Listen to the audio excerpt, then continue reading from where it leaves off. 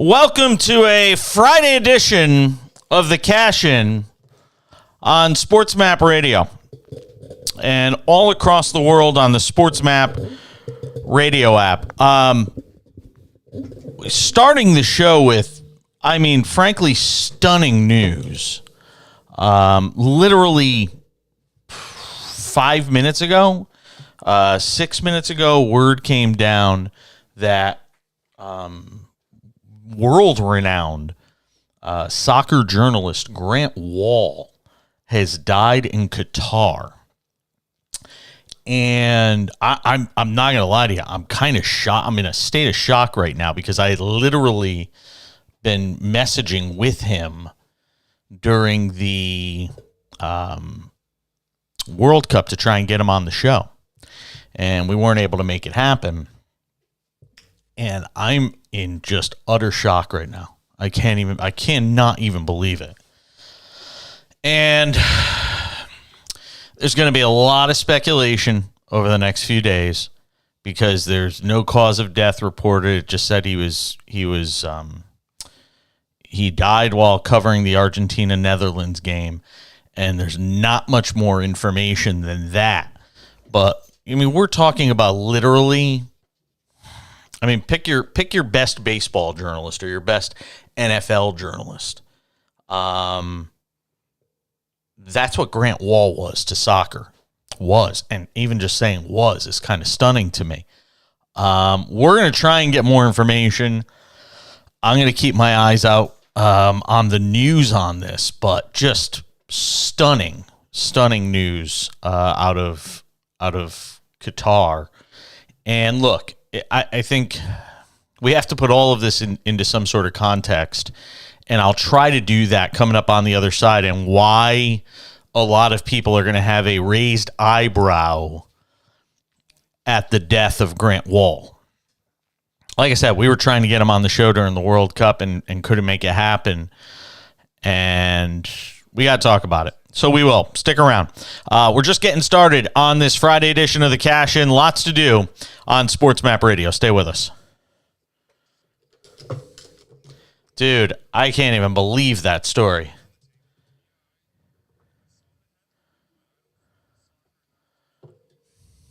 Are you kidding? It would be like Schefter or Mike Florio or any of these guys. But yeah, it's crazy.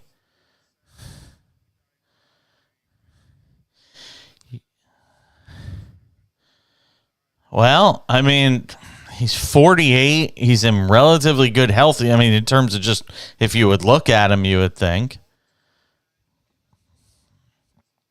Actually, no, he wrote, but here it is. He wrote Monday he had visited a hospital while in Qatar. My body finally broke down on me. 3 weeks of little sleep, high stress, lots of work. Would have been a cold over the last 10 days turned into something more severe on the night of the USA-Netherlands game. I could feel my upper chest take on a new level of pressure and discomfort. I didn't have COVID, but I went into the medical clinic at the main media center today. They said I probably have bronchitis. They gave me... So he was sick. Yeah. Wow. That's crazy.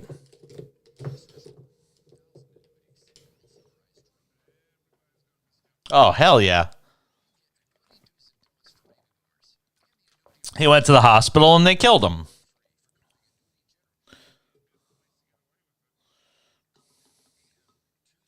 Yeah, but I can't do that on the radio. And I wouldn't.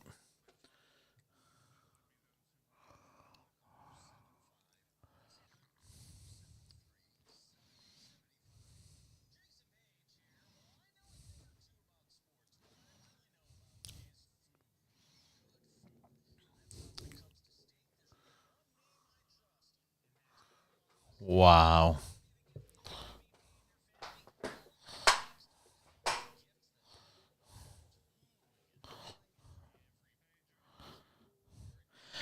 Mr. Belmer, how are you, brother?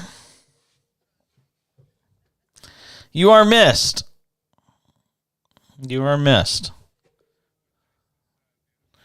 Well, it does mean I'm stuck with Brian McDonald, but I would be stuck with him anyway. You ever coming back to nights or what?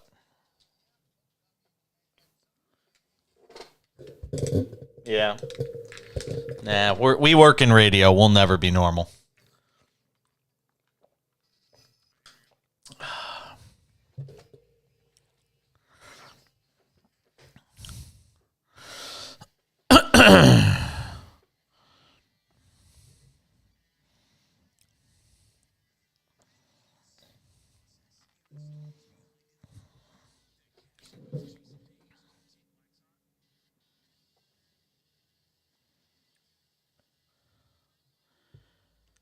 Wow. Still stunned at this news about Grant Wahl look, he was with Sports Illustrated, I think, for like 15 years. He was, 96 to 2021. He's now one of 82 journalists honored by FIFA and the International Sports Press Association for attending 8 or more World Cups.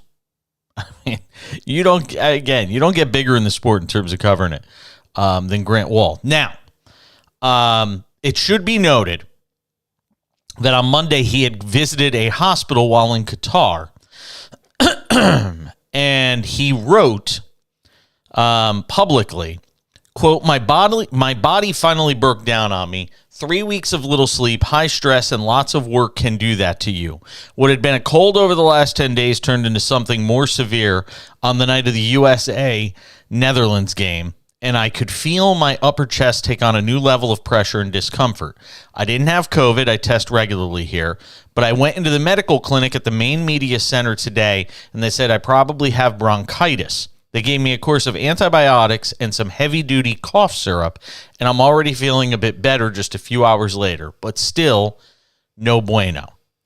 Now, that was on, I think he said Monday, and it's now Friday, and he passes away at the age of 48. U.S. media seated near him said Wahl was stricken while in the media press box at Lusail Iconic Stadium during extra time, and he could not be revived. Wow. Rest in peace, Grant Wahl. Just absolutely awful. And look, there's going to be rampant speculation here because Grant Wahl has written extensively on the migrant deaths that have taken place in the run-up to and during this World Cup. And that has not made him very popular among the Qataris and the Qatar government. And on top of that, at the very start of start of the World Cup during the group stage, he had actually worn a T-shirt supporting the LGBTQ community, which obviously is something that's outlawed in Qatar. And so that also put a bullseye on him. He was pulled aside. They tried to keep him from going into the game. Then eventually they let him go into the game.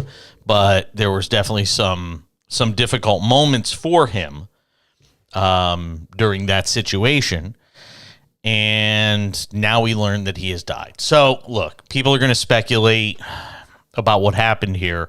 It's obvious he was having some sort of difficulties physically before this medical emergency that took his life on Friday. But, I'm just shocked. I mean, good Lord, 48 years old. Grant Wahl, one of the great soccer writers. If you've read anything about soccer, even if you're not a huge soccer fan, if you've read anything about soccer, you've likely read Grant Wahl's work. That's how big of an icon he is in journalistic circles in the soccer world. So just, like I said, absolutely stunned at the news tonight at the passing of Grant Wahl, and literally we just found out about 5 minutes before we came on the air at the age of 48. I am Jason Page. This is The Cash In. It's good to have you with us tonight. That was not how I planned on starting the show, on a bit of a downer, but we will continue to see this story as it develops over the 3 hours of my show. And if anything new comes across in terms of credible reporting, we'll report on it. I'm not going to go down the rabbit hole of anything beyond credible reporting on a story like this because it gets very tricky. And you could wind up saying something that is absolutely not true. So all I'm going to report on is what we know. 1-800-224-2004, 800-224-2004. Tweet at the show at the back page. I was actually thinking, somebody had actually mentioned this on Twitter, that you hope the U.S. and the State Department and all that get custody of Grant Wall's remains, because you have no idea what's going on over there in this sort of a situation. And man, just crazy. I mean, from the elation of Britney Griner coming back home yesterday to the absolutely demoralizing story about Grant Wall, just unbelievable. Absolutely unbelievable. As I said, the phone number is 1-800-224-2004 if you want to chime in at any point during the show. You could also tweet at me throughout the show at the back page, again on Twitter, at the back page. A crazy day. Crazy day in the sports world already as it relates to this. So there's a lot going on tonight in sports. There's plenty of NBA to talk about. We'll do our usual live betting coming up as we go through the show. There's a late NBA game that is just underway on ESPN. Milwaukee and Dallas tied at 10. Philadelphia and the Lakers are playing a great one tonight in cheesesteak land. Philly leads the Lakers 124-120. That game is in overtime. 3:30 to go. Anthony Davis actually sent the game into overtime, so we'll keep an eye on what's going on there. Dallas and Milwaukee, as I said, is the late game tonight.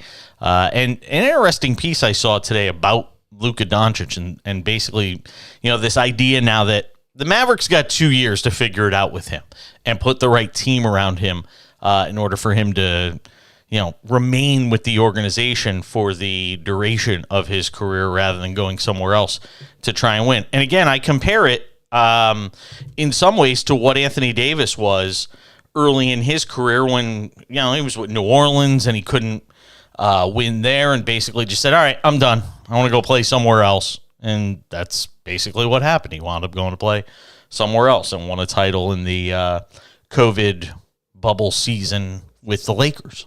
So you could see a similar situation when it comes to Luka, who is putting up historic numbers this season so far.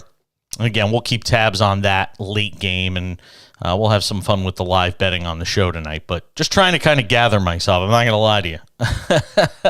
I'm just trying to kind of piece it together here as we start the show, because I had planned to talk about something completely different than the passing of Grant Wall at the age of 48. And, you kind of, it makes you sort of recognize your own mortality. I'm 45 years old. And trust me, I'm probably not in anywhere near as good a health as Grant Wall was when he died in a press box, according to reports today in Qatar. So you see a story like this and you're like, my God, man, 48 years old. I mean, people don't drop dead at 48, do they? From heart attacks and things like that. But then again, it's kind of funny. I have a group. Not to go too far afield here, but I'll regroup for the next segment. I have a group of friends that I'm in a group text, which has its good days and bad days, but I have a group text with a bunch of people I went to high school with. And when the group started, there was like 9 of us, and now there's 7. 2 of us have died in the last 6 years. And it's like we're all in our mid-40s. Like, you're not supposed to die in your mid-40s. You're supposed to, die when you're in your 80s or 90s or, something like that. But sometimes that's the way things go. But like I said, we'll keep an eye on it, and we'll see if there's any new reporting on it over the course of the 3 hours of this show. All right, I've got some NFL I want to get into. Somehow we're going to make a segue back into what's going on back on the home front, and that does include what's going on in the NFL. Week 14, coming off that crazy game last night, which we were on the air for live here during my show, when Baker Mayfield pulled off the dramatic come-from-behind win for the Rams at home against the Raiders, and basically put the Raiders' season on the brink now, with them having 8 losses on the year. We'll go through the games from this week. We will be joined by our good friend Jason Cole, who does a terrific job on the National Football League for Outkick.com. Jason Cole, one of the good and, frankly, one of the great NFL reporters, will stop by the show, and we'll get some thoughts with him on Week 14 in the NFL. I'm curious to see what he thinks about Baker Mayfield and what he did for the Rams last night. Is this the start of the resuscitation of his career? We'll get into that with him. Also, I want to see what he thinks about this Washington Commanders story that took an interesting turn yesterday, along with the NFL, in terms of this House Congressional Committee that has put out a report essentially saying that the NFL did its best to help the Redskins cover up whatever had taken place here over the last several years with regards to the treatment of women in that organization, and Daniel Snyder's knowing of the treatment of women in various groups within that organization. We'll get into that with him as well. 1-800-224-2004. All right. 1-800-224-2004. I'm Jason Page. Glad to have you with us tonight. A Friday edition of the Cash In. Stay with us. It's SportsMap Radio.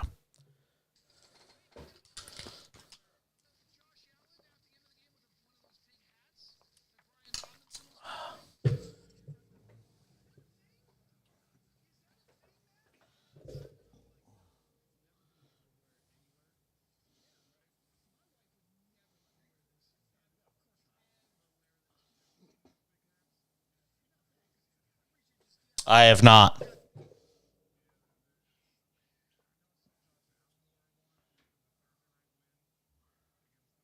I have not seen them.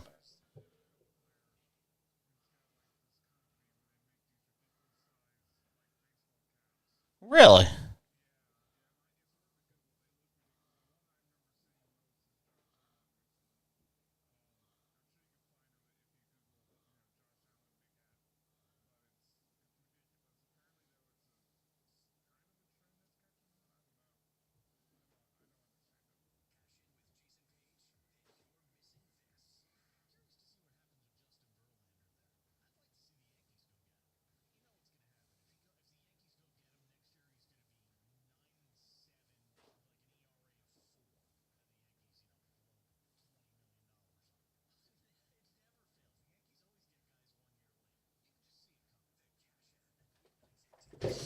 Well, let's see, into the Lakers.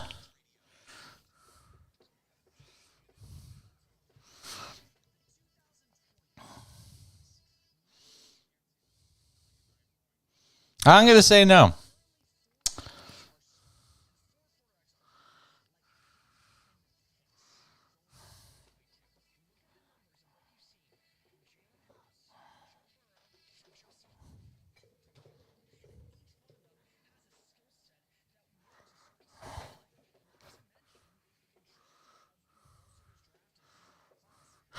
Oh, my God. His wife is Celine Gounder? No way.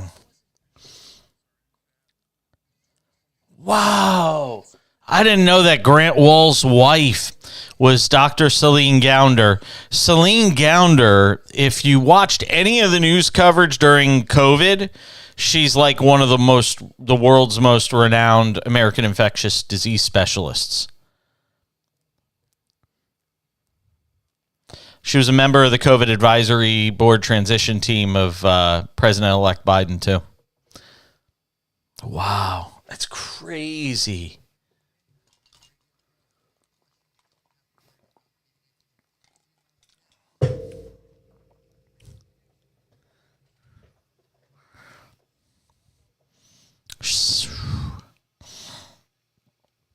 I mean, look, who knows? There obviously he may have had an underlying condition that he didn't know about. You know, I tend to lean towards that. I mean, I know we're going to try and think something nefarious happened, but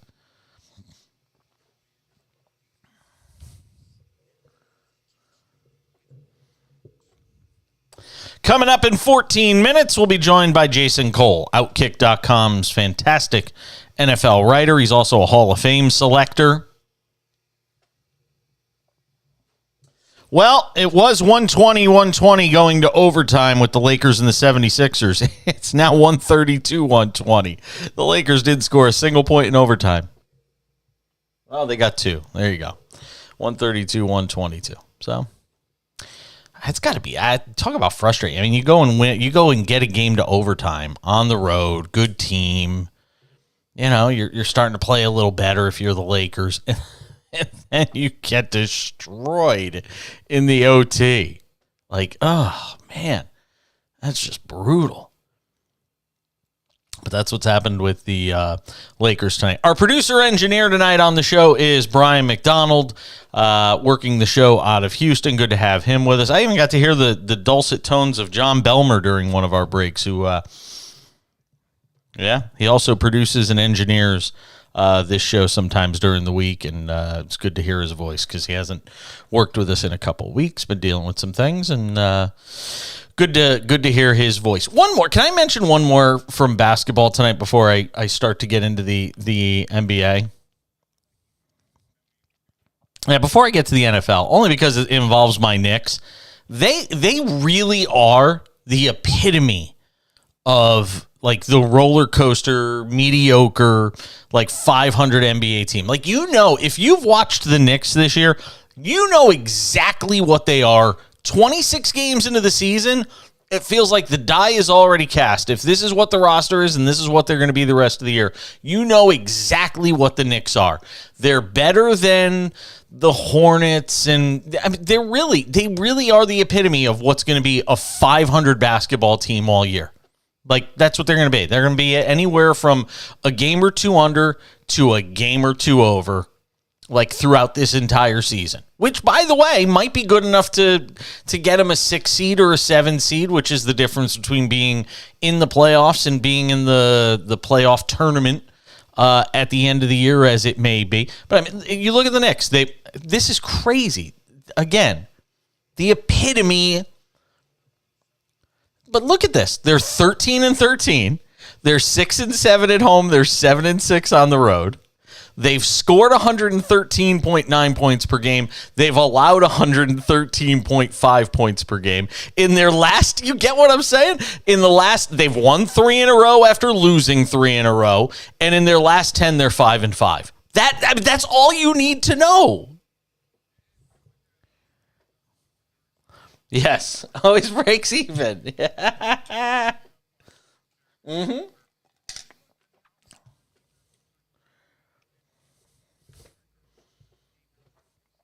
No, but you know exactly what they are. 13-13. Atlanta's 13-13. Oh, you were saying Indiana. Sorry. Yeah, Indiana's 14-12. Yeah, it's crazy.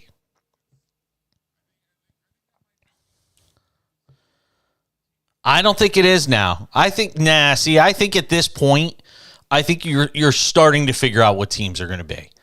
You really are. Like the Knicks are 13-13. At the end of the year, they'll be 42-40. They will. I'm telling you. No, not at all. Look, a lot. When I talked to Kurt Heelan, our basketball guy that we have on the show every week, he was saying the same thing. He's like, this is what the Knicks are going to be this year. And I don't know if that's enough for Tom Thibodeau to keep his job or not, but I mean, this is what the Knicks essentially are. They're a little bit of the good, a little bit of the bad. They're better than the Wizards of the world, and I don't think they're better than Philadelphia, even though they have a better record than them right now. Miami's been kind of off to a slow start, but they're going to, every time they play the teams like the Celtics and the Bucks, even the Nets and teams like that, they're going to lose, but they're good enough to probably be that bubble of 6th seed and potentially having a playoff spot secured, or being in the playoff, play-in game or whatever it's called. But that's just every time I look up, the Knicks have either won 3 in a row, 2 in a row, or lost 2 in a row, 3 in a row.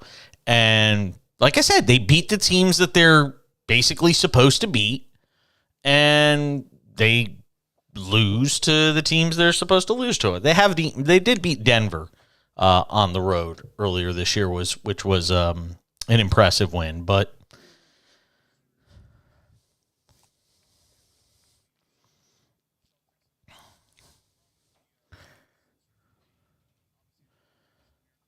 I'll do a mea culpa. I did not think Boston was going to be this good.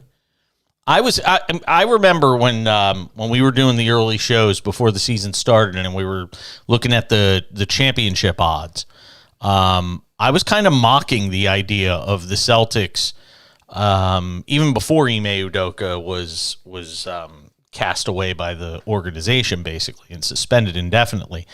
I was of the mindset that the Celtics should not have been the betting favorite. And I thought the Warriors were getting short shrift as like the 3rd or 4th best odds, and now here we are, quarter of the way, even more, almost a third of the way through the season right now, and Boston is plus 340 on the betting odds, outright betting odds for this year's championship. The Bucks are plus 480. The Suns are plus 700, which okay. They got destroyed by the Warriors too, if I'm not mistaken, the other night. But the Warriors are plus 750. The Clippers are plus 950. I don't know how the Clippers are plus 950. The Nuggets are plus 1,400, and then you get further down the list. I don't know. I'm looking at all the Knicks are plus 21,000, by the way, if you're looking for a value bet. I swear to God. I swear to you, that's not even the lowest, dude. There are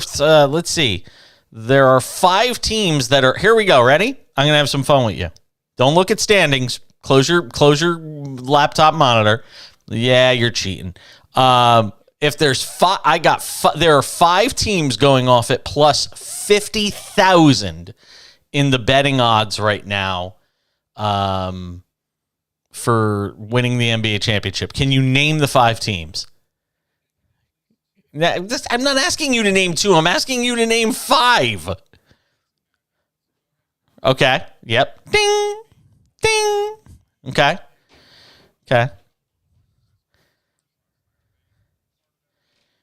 So you're saying the Spurs? Ding. You got 3. If this were Family Feud, you'd be good. You got 2 answers left on the board. Ding. You got 4 out of 5. Come on, can you give me all 5 without getting one wrong? I would be very impressed. Wow, very good. It's the Thunder. I think you're looking at the answers. I think you're cheating. I want verification.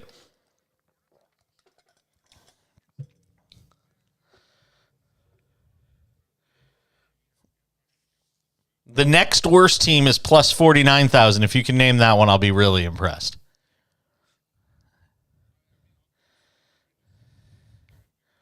Oh my God, you're right.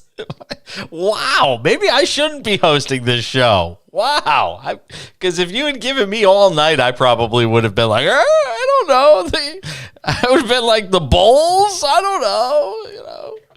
Wow, very good, very impressive. 1-800-224-2004, 800-224-2004. This is how we entertain ourselves on a Friday night. Why not? Brian's like, I'd rather be home with my wife, our kid. It's Friday night. I got to sit here with this dope for 3 hours. That's what we do on a Friday night. I think I'm actually, can I say this on the air? I'm probably not supposed to. I think I'm going to take the next 3 Friday nights off, by the way, to end the year. Yeah. No, it's the freaking holidays, and I want to take a day off here and there. It sounded like you were judging me.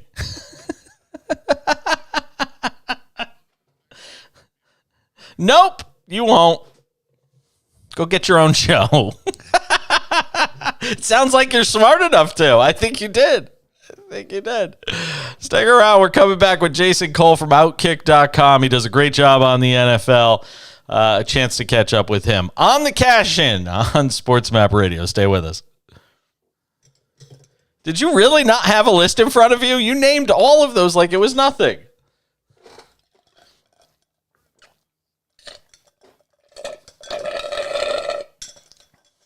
Yeah.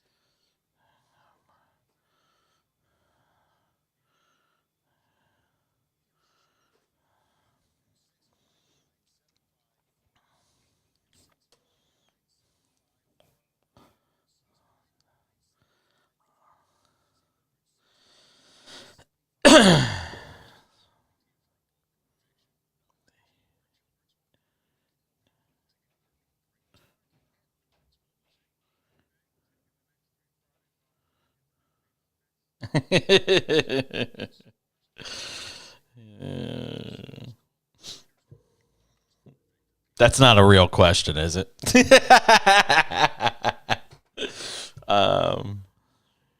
Fair enough.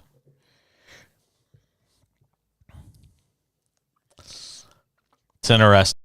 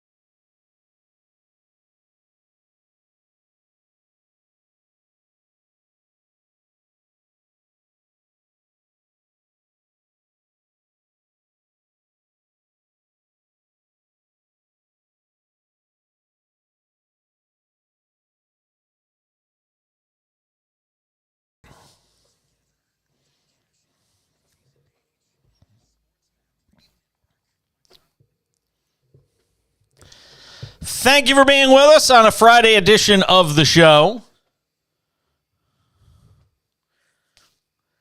See, this is Van Halen with David Lee Roth. The Sammy Hagar Van Halen had some very good songs as well. Maybe we can get... Do we have, like, right now? Can we do that one, Brian? What are you talking about? Come on, man. Van Hagar, absolutely. Oh, my God. There's so many good Van Hagar songs. And the only reason I was reminded of it was Sammy Hagar's coming to play in concert out here in Palm Springs at like one of these little theaters they have here that seats like 2,000 people. You know, that's where it is for him at this point. That's where he is at this point. He can't drive 55, you know. 1-800-224-2004, 800-224-2004. Calls and tweets later on in the show.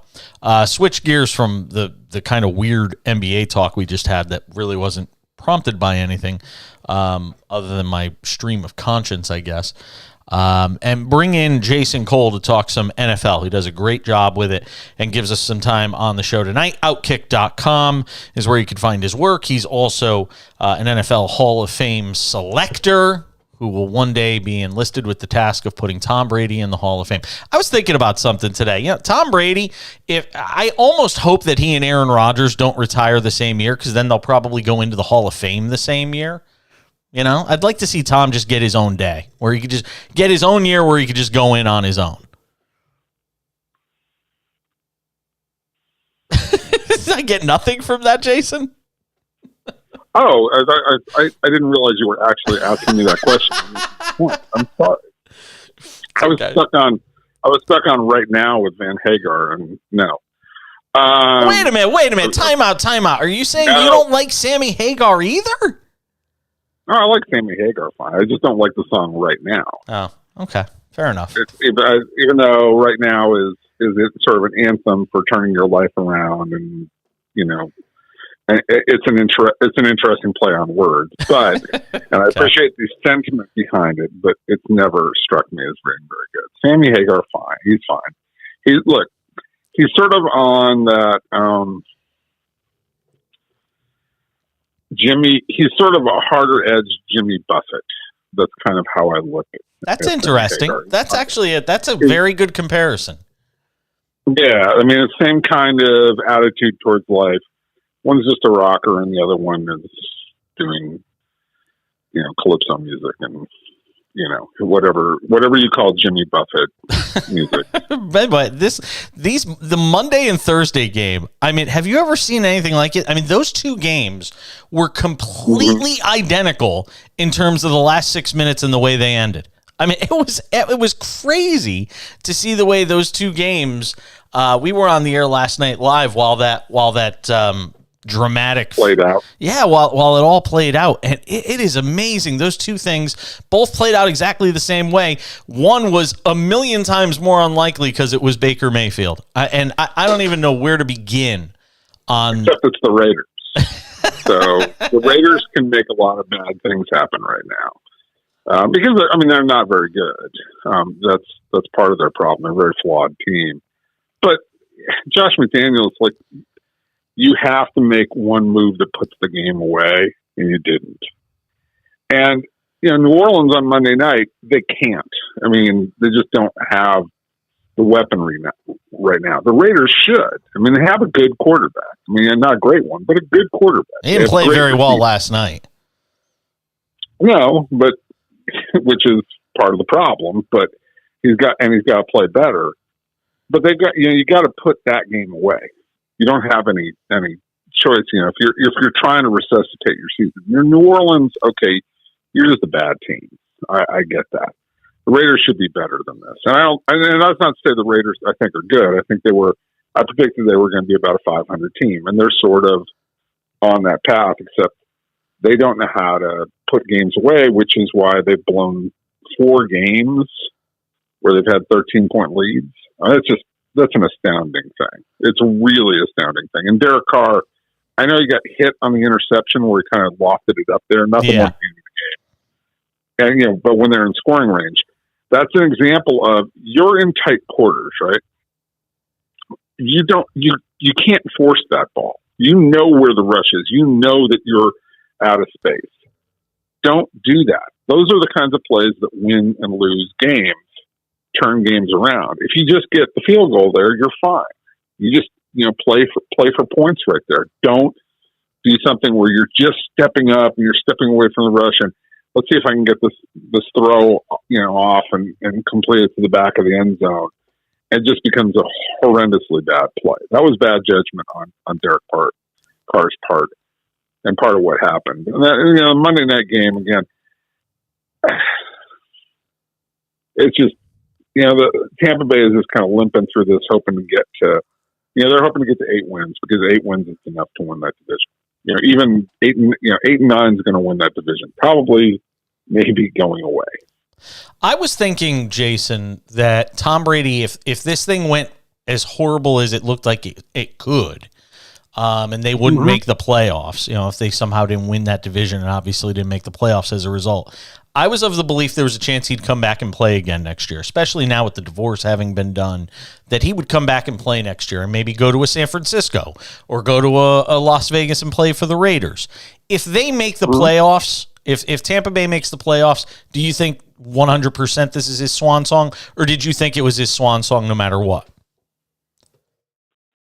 I have no idea. And I talked to some people very close to him over the weekend and early this week.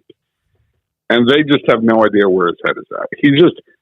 Right now, he's just trying to get through the year. And playing is a distraction that makes him happy. And, allows him to focus on everything other than, being tormented essentially by his divorce, by the fact that his ex-wife is, going out with this jiu-jitsu instructor and parading that, and doing that in front of the kids, like within weeks after everything was done. And, and look, this has been going on for months. The kids have known all that kind of stuff. Right. But that's such a slap in the face.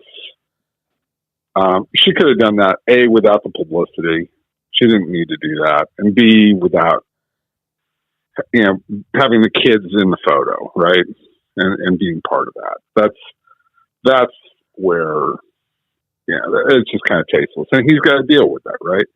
I mean, I don't blame her for going on and living her life, but why do it? Why do it in a way that's going to be an affront to him, right? So, he's got to deal with this. Playing takes his mind off of it. When he gets to January or February, depending on whenever the season ends, right, for him. Yep. You got to think, now all of a sudden you got to sit with that. And do you want to sit with it, or do you want to have a distraction?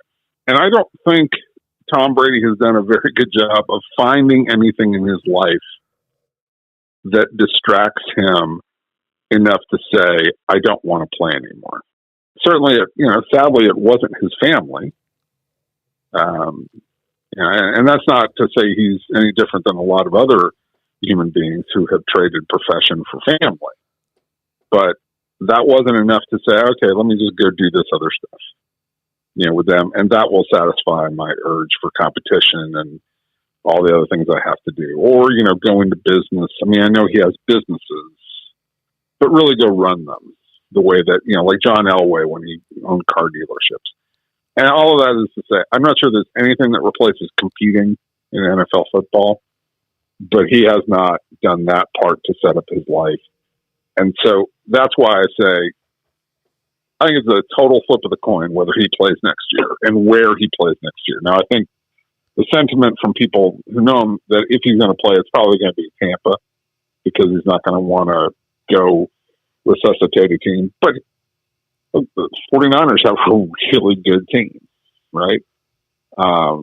They need a quarterback desperately next year, because Trey Lance is just not going to be ready to lead this team. And Garoppolo is going to be gone. So, San Francisco is a ready-made destination for him if he wants to do it. I've been saying it for a long time. I have a strong feeling. And it was interesting. I was just reading the thing today about Kyle Shanahan basically saying, there's some regret there that we didn't go and get Brady in 2020. That's something that obviously runs through his mind. So it almost feels like it's set up that if he decides to keep playing, that opportunity is going to be there. Talking with Jason Cole, Outkick.com, NFL writer. He's a Hall of Fame selector as well. Is this the week we find out that the Jets and Giants are frauds and their seasons start to fall apart?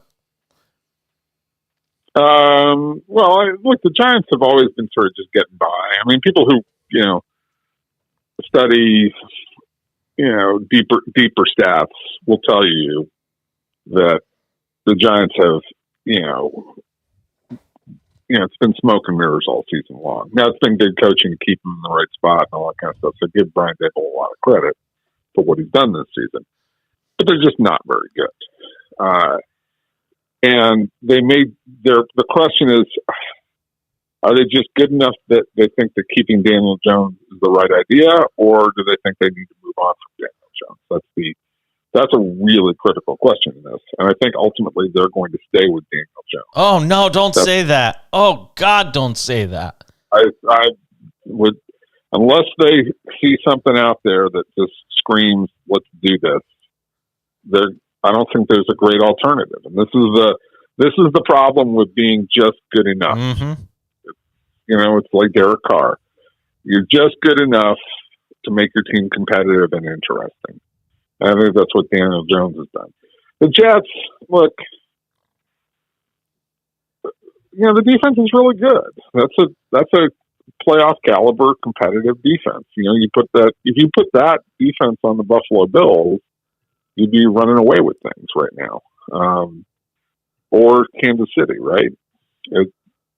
But they're stuck with, a mediocre team that really only has one weapon that you have to respect, Garrett Wilson, at this point in time. Running game is horrendous. So ultimately maybe they sneak their way to 9 or 10 wins. But, that's progress. I'll give them that. It's real progress for them. The real issue I have for them is Zach Wilson going to put this thing back together? Because, the Mike White story is fun. You always like it when the backup comes in and, wins and gets people excited. But I don't see a real, a quarterback who can make really tough throws. I mean, Zach Wilson has arm talent. What he doesn't have is the right approach to how to compete. I've got about 45 seconds here. Can the 49ers win with Brock Purdy at quarterback? I'm not talking about this week. I mean, actually make a run. Well, they can make the Super Bowl with him. That's amazing. Well, but look at the NFC side, right? The NFC, yep. Right. I mean, Tampa, as good as Brady is, Tampa doesn't really scare you, and they're going to find out this week. They'll shut down Tampa pretty easily this week. You look at Dallas. Are you really scared of Dak Prescott and what they have? Okay, they're probably a better team than you are, but you beat them last year in the playoffs. It's Dallas. They always find a way to choke. Philly, really interesting team, very complete, very, very consistent. Jalen Hurts has had a great season. Do they scare you? No. Green Bay's out of it. Minnesota, talk about it's going to turn into a pumpkin. They're the team that's just due for a massive fall here. And the only thing that's going to prevent a massive fall is that the schedule is pretty weak. So as you look around the NFC, they can make it. Yeah. Now they're going to have to face a great team, probably. Either a great quarterback, Joe Burrow, Patrick Mahomes, Josh Allen, somebody like that on the other side when they get to the Super Bowl. Sure, but it's a one-game situation. You're talking about at that point, you're talking about a one-game situation, and as we know in the NFL, anything can happen in one game. Jason Cole, I always appreciate it, my friend. Never enough time. Have a great weekend. Enjoy the games. I'll talk to you soon. Thank you, sir. Absolutely. Be good. We'll come back and wrap up the hour next. Jason, thank you. Yeah, he's gone.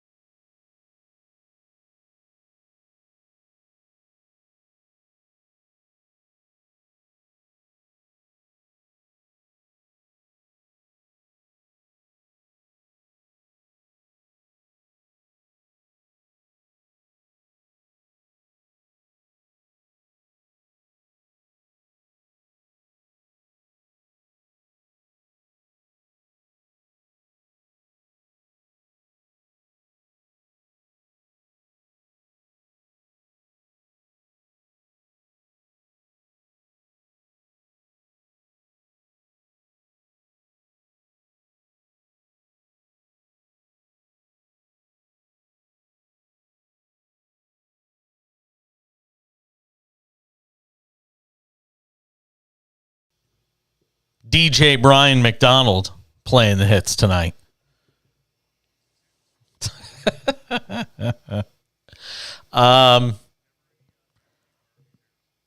Oh, come on, man. Little dreams, 'cause that's what dreams are made of. Come on. Can't get a little bit of that?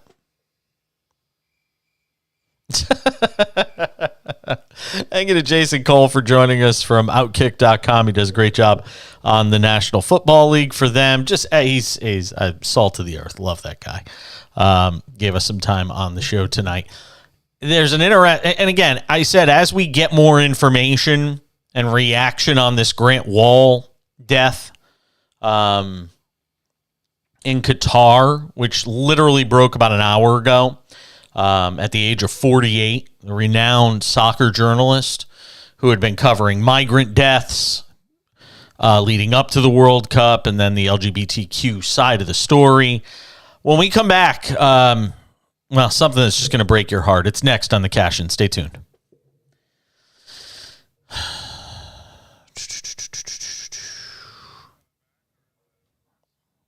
I don't know. I haven't decided. I want to listen to this real quick. My name is Eric Wall. I live in Seattle, Washington. I am Grant Wall's brother.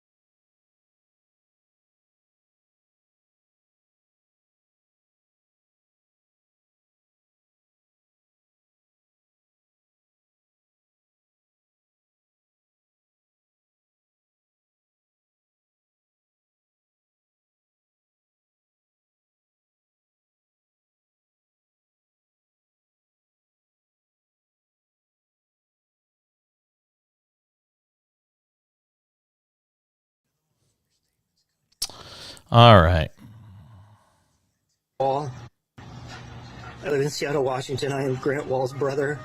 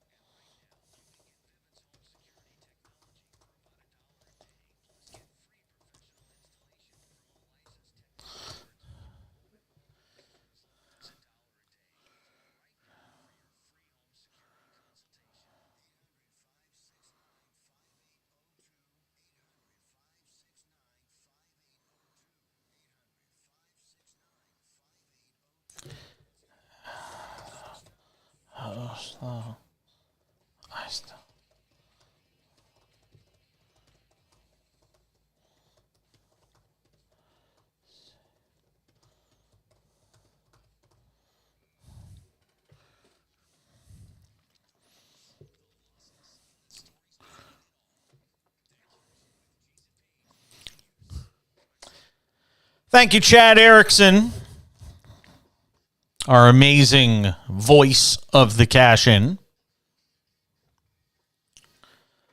Ba, ba, ba. Good to have you with us on this Friday night. SportsMap Radio and the SportsMap Radio app, just continuing to follow the story of the passing of Grant Wall, world-renowned soccer journalist, formerly with Sports Illustrated for about 15 years, and might have even been longer than that. Gosh, did I have the years wrong? Might have been like 25 years. But anyway, one of the best soccer journalists in the world who had been covering the World Cup, died there today at the age of 48 while covering the Netherlands-Argentina match. So I said there's some new color, I guess, I want to add to this story and give it some more context. This was earlier this week. Grant Wall, on his own podcast, talking about the fact that he was under the weather. Take a listen. We had 2 days here without games after 17 straight days of games. And my body, I think, told me, even after the U.S. went out, dude, you are not sleeping enough. And it rebelled on me. And so I've had a case of bronchitis this week. I've been to the medical clinic at the media center twice now, including today. I'm feeling better today. I basically canceled everything on this Thursday that I had and napped. and I'm doing slightly better. That you can probably tell in my voice that I'm not at 100% here.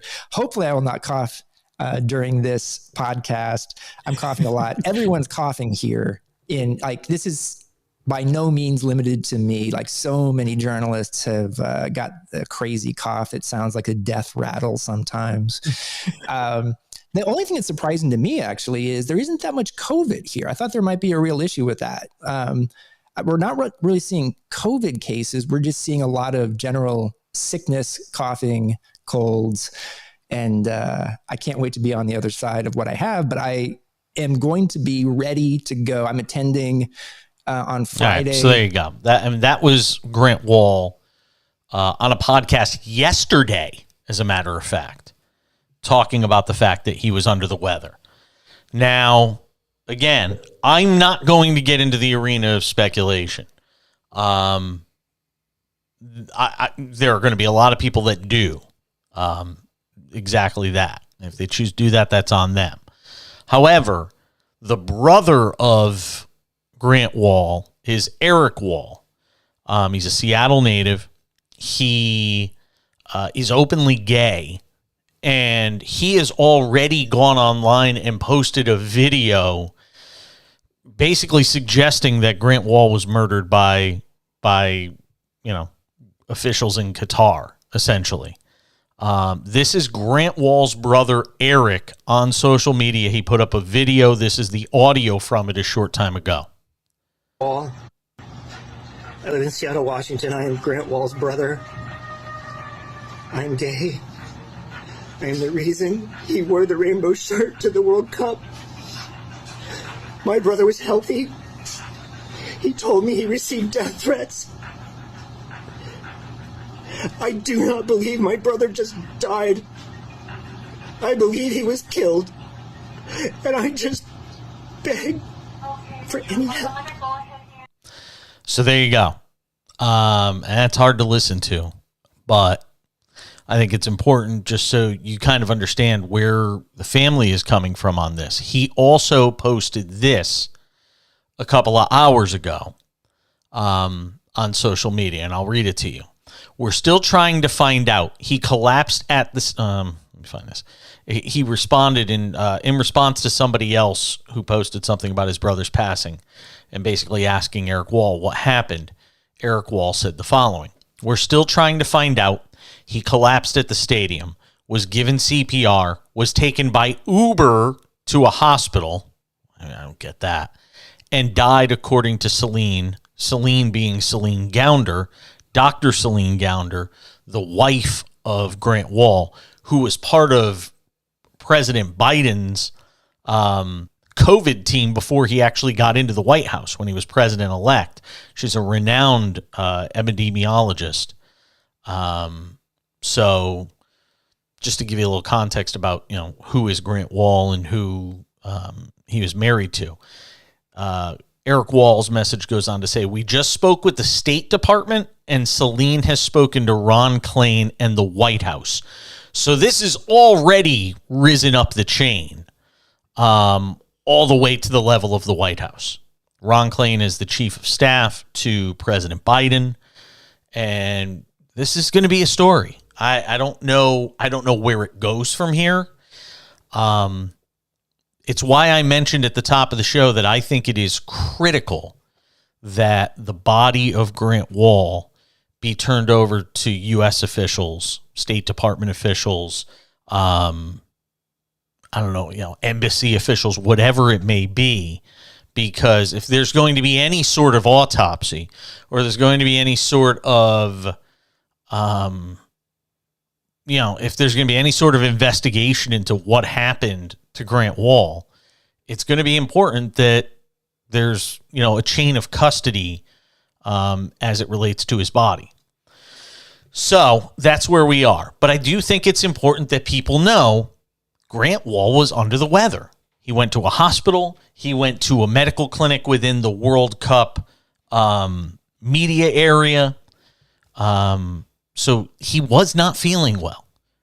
Like he said, he had covered soccer matches for 17 straight days and then had a couple of days off and basically just crashed. So you have to kind of take it all. You have to take all the information. I think it's dangerous to suggest anything more than what we know right now. You know, you hear his brother say he got death threats and all of that. I mean, you got to take a breath with this stuff. I know it's very, I know it's a very sad story. And, you know, after what happened with Jamal, everybody's mind goes to Jamal Khashoggi, the Washington Post journalist who was brutally killed by Saudis while in Turkey trying to get I think it was like trying to get a visa to get out of the country or something like that, or a marriage license. I can't remember exactly what it was, but he went into an embassy basically and was basically butchered by the Saudis. And then his body was never recovered. And this is somebody that was, an American-based journalist, somebody with a green card, somebody who had rights to live in the United States.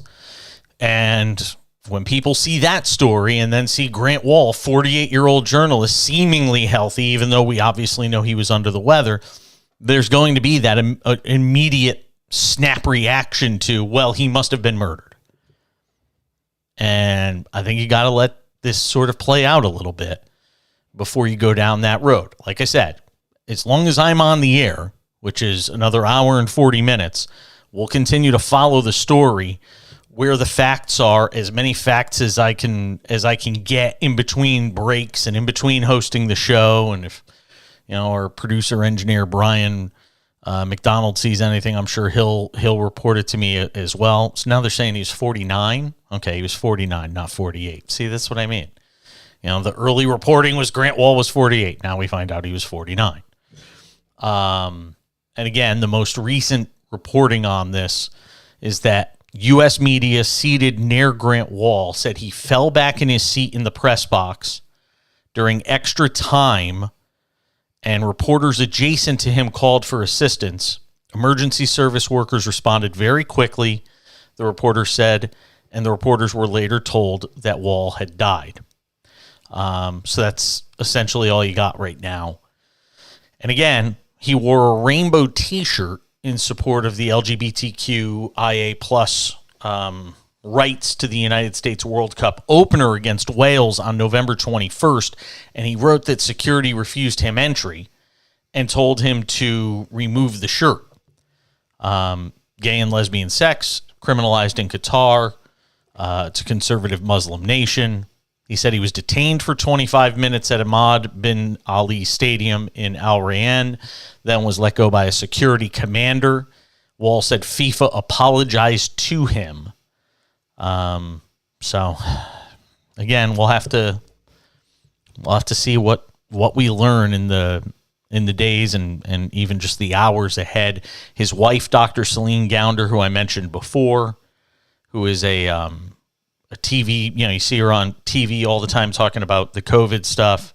She is a world-renowned doctor, clinical associate professor of medicine at New York University School of Medicine, tweeted Friday night that she was in complete shock and thanked everyone for their support of her husband. U.S. State Department spokesperson Ned Price saying in a tweet, the U.S. is engaged with senior Qatari officials to see to it that his family's wishes are fulfilled as expeditiously as possible.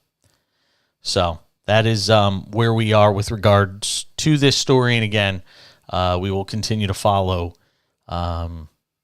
everything as this story sort of unfolds. Glad to have you with us tonight on the Cash In. The phone number, 1-800-224-2004, 800-224-2004. Again, hit me up on Twitter if you want. I'm there at The Back Page. Again, on Twitter, at The Back Page. I'm going to switch gears back to the NFL here for a couple of minutes. Interesting story regarding the plan the rest of the way for the Green Bay Packers. We talk about dysfunctional organizations, and there are plenty of them out there in sports. But I think we might be kind of giving a pass to the Packers, and we might need to include them in the category of dysfunctional organizations. I'll make my case as we continue. It's the Cash In on SportsMap Radio.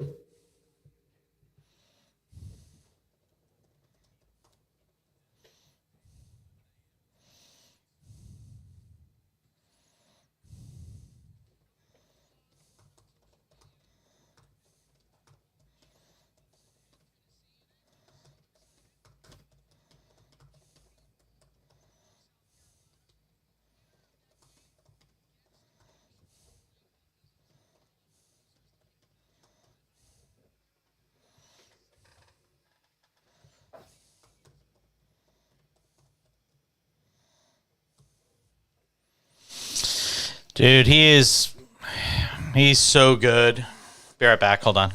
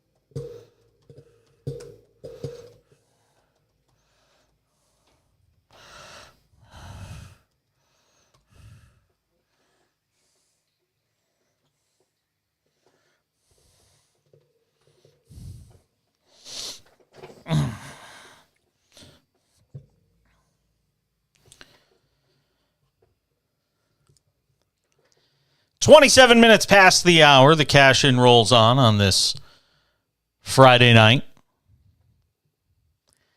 Ready for Week 14 in the NFL. No college football. It's kind of weird. Yes, there is, and that is a tradition unlike really any in all of athletics, actually, not even just college athletics, but just all of athletics in general. You know, I hate, yeah. Really? No kidding. Wow. Did not know that. I just cracked open another can of Diet Coke. That's what the sound was. We're all about the sound of refreshment. Thank you very much. You know, I hate the fact that all of our devices listen in on us. This isn't like tinfoil wrapped around your head thing, but you know that everything listens in on what we're doing.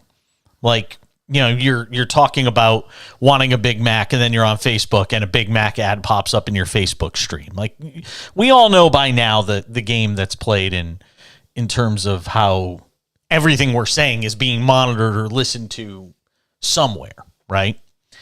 So you always know. Can I tell you the ad? Let me tell you the ad that just popped up on my. So I opened up an ESPN page, right? The one about Grant Wall, which we were just talking about, and at the top of the page, above the headline of the story, you want to know what showed up?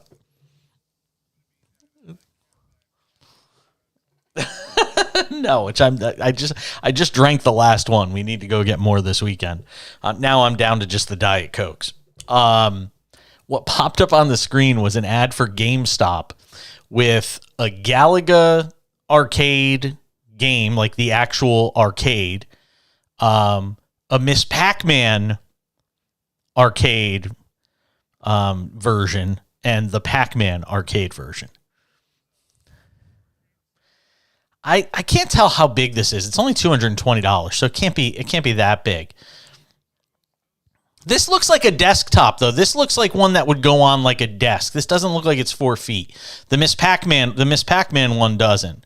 See, I'm a Miss Pac. I have to say, I'm a Miss Pac-Man guy over regular Pac-Man. I think Miss Pac-Man is so much better.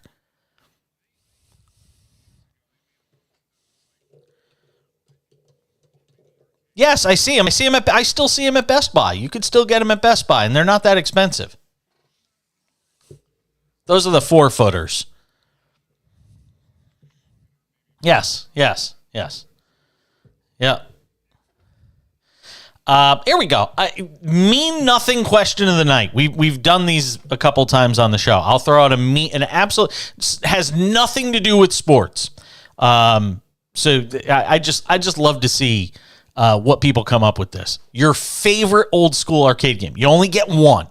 You're on a deserted island. They say you could have one old school arcade game. What is it? 1-800-224-2004. 800-224-2004. I need something to cheer me up tonight because this Grant Wall story is depressing. 1-800-224-2004 from anywhere in America, anywhere in the world for that matter. You get one old school arcade game. What is it? That's not even old enough to me. I know it's I know it's early 90s. All right, fine. I guess it is old now because I don't like to think of myself as that old, but yeah, that's true. All right. NBA jams would be yours. Mine would probably be either Galaga or Miss Pac-Man. Yeah. There's another one. If I see, and I told people to only give one, and I'm going to give more than one. There's a game, and again, you'd have to be older to have remembered this game. There was a game back in the 80s, an arcade game called Zookeeper. And you could, if you went into like an old school arcade back in the day, it was there. Zookeeper was one of my favorite games, and I can't find it anywhere. Very difficult to find. If I found it, I would buy the arcade machine and just like set it up in my living room. My husband would probably hate me for it, though. All right, let me go to Dave in Connecticut, listening to us on the SportsMap Radio app. What's going on, Dave?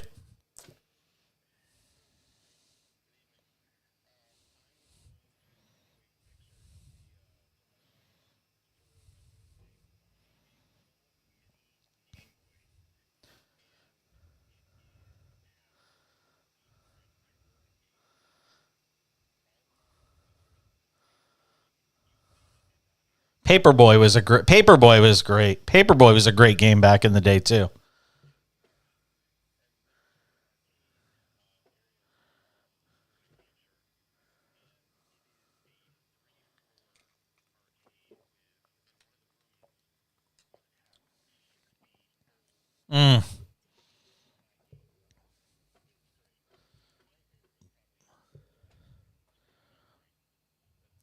God. See, I can't. It's so hard for me. It's so hard for me to think of Super Mario as old. Like when I think of old, I think of the original Mario Brothers. I think of Donkey Kong, which obviously included Mario. But it's so hard for me to think of Super Mario 3 as old. I know it is. I mean, it's probably over 30 years old. So I guess from that standpoint, it is. But it's hard for me to think of that as being that old.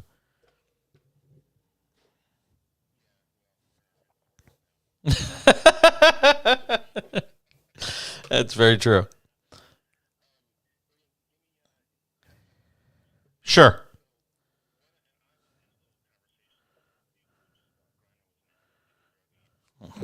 Yeah.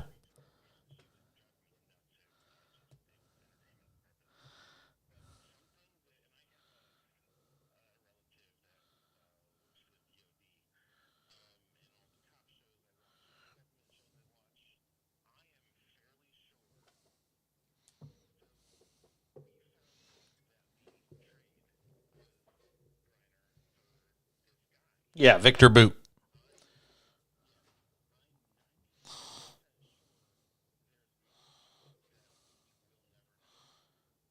Well, no, I agree. No, yeah. Right. Well, I mean, you can, and I appreciate the call, Dave. You can only opine on what you know.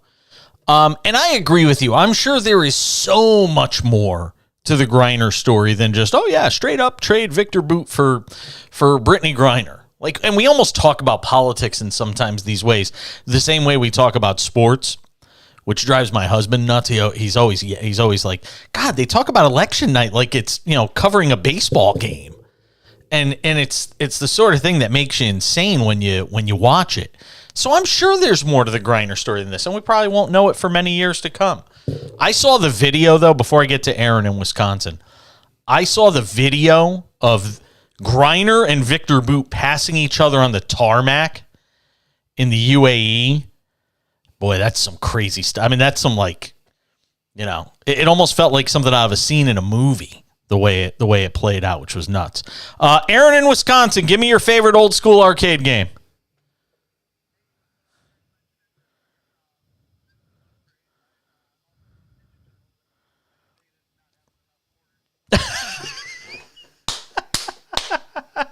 Good call, Aaron. Appreciate it in Wisconsin. Ninja Turtles. See? Again, when I think old school arcade games, that just feels like it doesn't feel old enough for me. Yeah. We need to come to Jesus moment, don't we?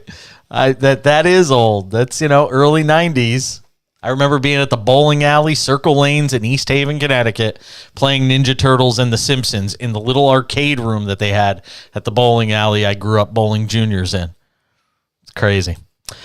We're coming back with more on the cash in. I still got to get to the Packers. Stick around. We'll do it. SportsMap Radio.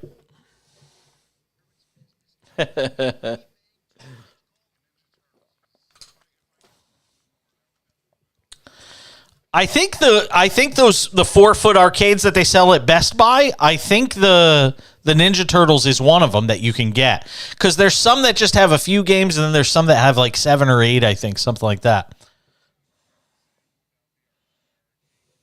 Of course.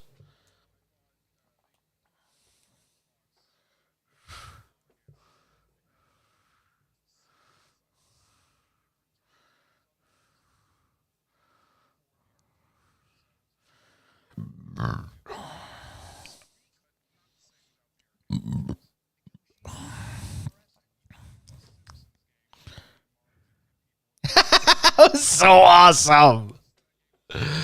There's very few games that I actually beat inside of an arcade. Ninja Turtles was one and The Simpsons was the other. I'll give you another one. Double Dragon. Double Dragon was epic. Loved Double Dragon.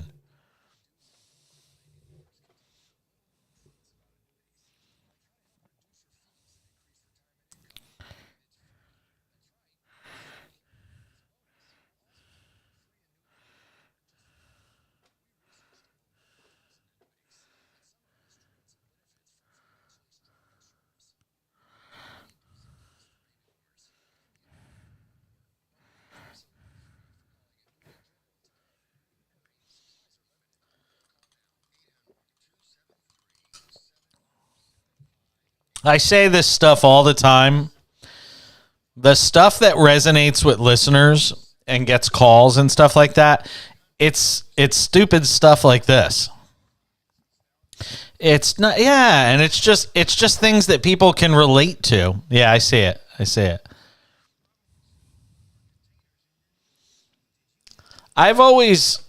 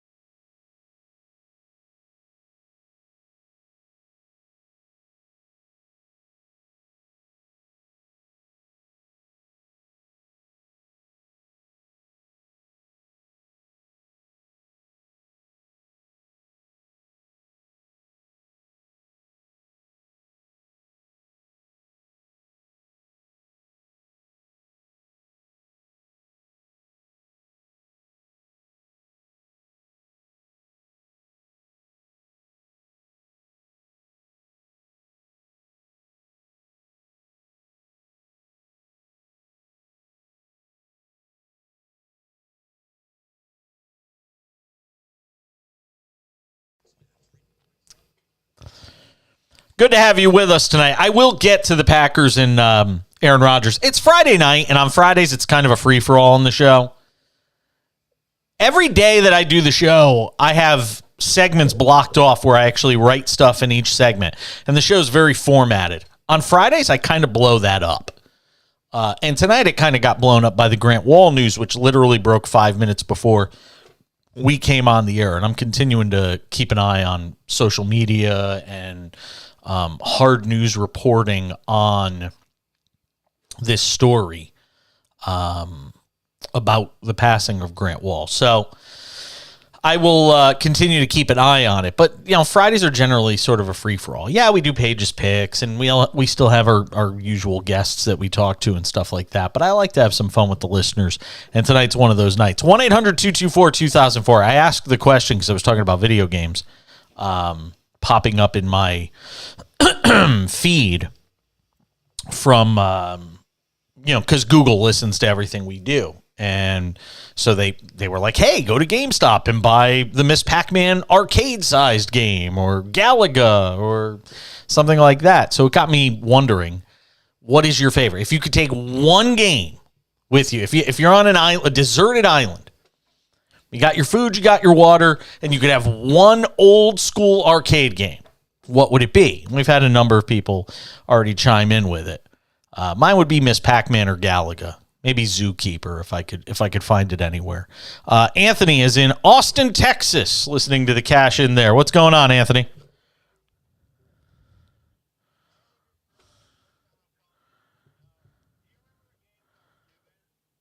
What was it called? How do you spell it? T.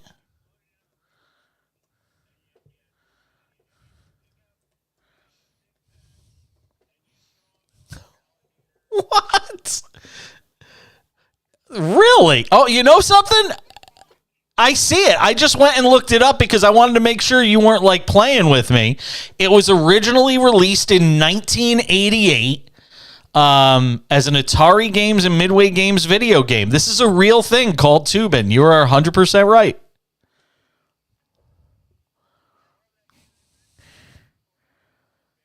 I remember Red Baron. Yeah.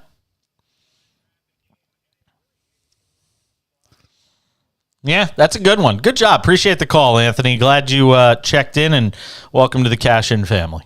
We appreciate you checking in on the show tonight. Tubin. I'm actually looking at this, Brian. Yes. Remember the game Tapper? Yeah, that one was in a bar, and somebody would slide drinks but down by the bar. I swear to God, no offense to Anthony, when he called in and started to describe this game, I was like, this thing's going to go off the rails. This is like a crank call. I just looked it up.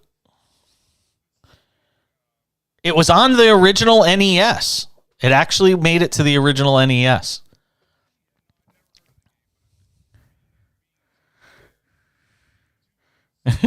Of course you do.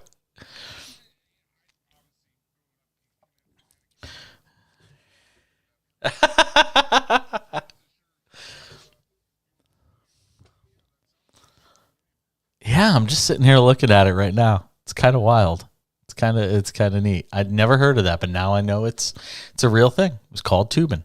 1-800-224-2004, 800-224-2004. We'll keep that as a theme throughout the night.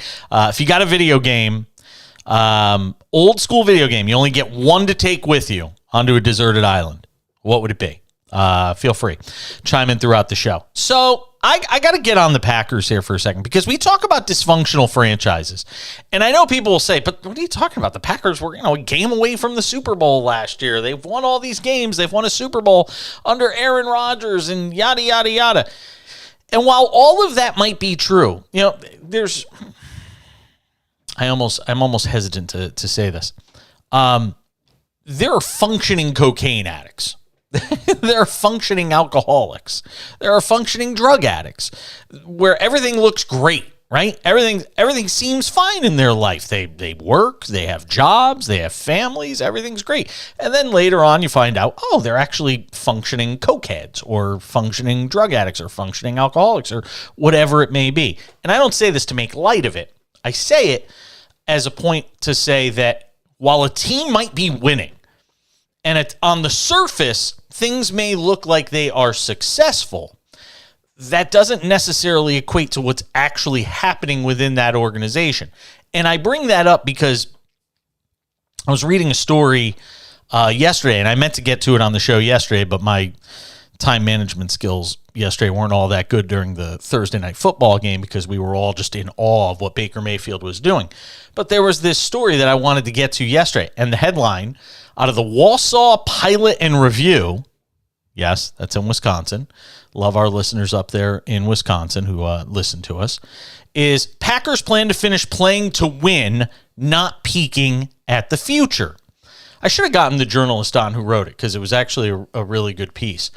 But essentially, it's an AP story, but it appeared in the Wausau Pilot and Review. So essentially what it's saying is the Packers aren't really interested in finding out what Jordan Love can do. Like, they've already made up their mind as to what they're going to do with him for his fifth year or whatever that option that's coming up. Is the fifth year option? Can't be the fifth year option already on him, is it? Is it already 5 years? I can't remember. No, it shouldn't be 5. No, it shouldn't be the fifth year option. But they've already figured out what they're going to do with him beyond, his first couple of years here in the league. So the Packers are 5-8. Their season's essentially done. Even if they won out and went 9-8, they still probably are going to have a hard time making the playoffs because I think it might take 10 wins to be a wild card team in the NFC, unless the Giants, terribly fall apart, or Seattle terribly falls apart, or the Niners were to fall apart. And we obviously know they're not going to win the NFC North because the Vikings have run away with that. But you're looking at, teams like the Rams who have shut down Matthew Stafford because of a spinal cord contusion. And after the Rams, the Packers travel to face Miami, then they're back home for January 1st against the Vikings. I mean, the season's over. If there was ever a time to find out what you have in Jordan Love, the time is now. And their GM, Brian Gutekunst, said, quote, "We were certainly expected to be competing for a championship, and we are still in it. If we're able to dig our way back into this thing, we still kind of feel like we have the ability to do that, but this season has not gone as we've expected." When you think back to, and I hate to keep harping on this, but when you think back to the Aaron Rodgers thumb injury that occurred in Week 3 against the Giants on the very last play of that game, where he injures his thumb, and instead of shutting him down for 3 or 4 or 5 weeks and going with Jordan Love, the team made the incorrect decision. Now, you could say this is hindsight all you want, but guess what? I get paid to analyze things as I know them. And we didn't know in the immediate that the thumb injury for Aaron Rodgers was as bad as we now know it to be. If they had started Jordan Love, the Packers might be in a position right now where they could still be in the wild card picture. They weren't ever going to win the division. The Vikings have, certainly set a pace that tells you they were going to win the division. But they certainly could have been in the mix for a wild card spot. If they had simply gone 2-2 in Jordan Love's games instead of losing 4 or 5 straight or whatever it was with Aaron Rodgers at the helm. This whole season might have a different tone to it. You've seen Christian Watson really emerge as a real threat in the receiving game. He's certainly thrust himself into the offensive rookie of the year conversation with 8 touchdowns over his last 4 games. And Aaron Rodgers has thrown 9 interceptions this season. And it's his lowest passer rating, 92.4. That would be his lowest in 15 years as a starter. And the fact that they're still going out there and talking about the fact that, well, we're still going out to try and win games, we're still trying to make the playoffs, all of this, it, to me, is the mark of a dysfunctional organization. Because you should be trying to get every little bit of knowledge and information that you can to make this organization better, not just now, but beyond this year.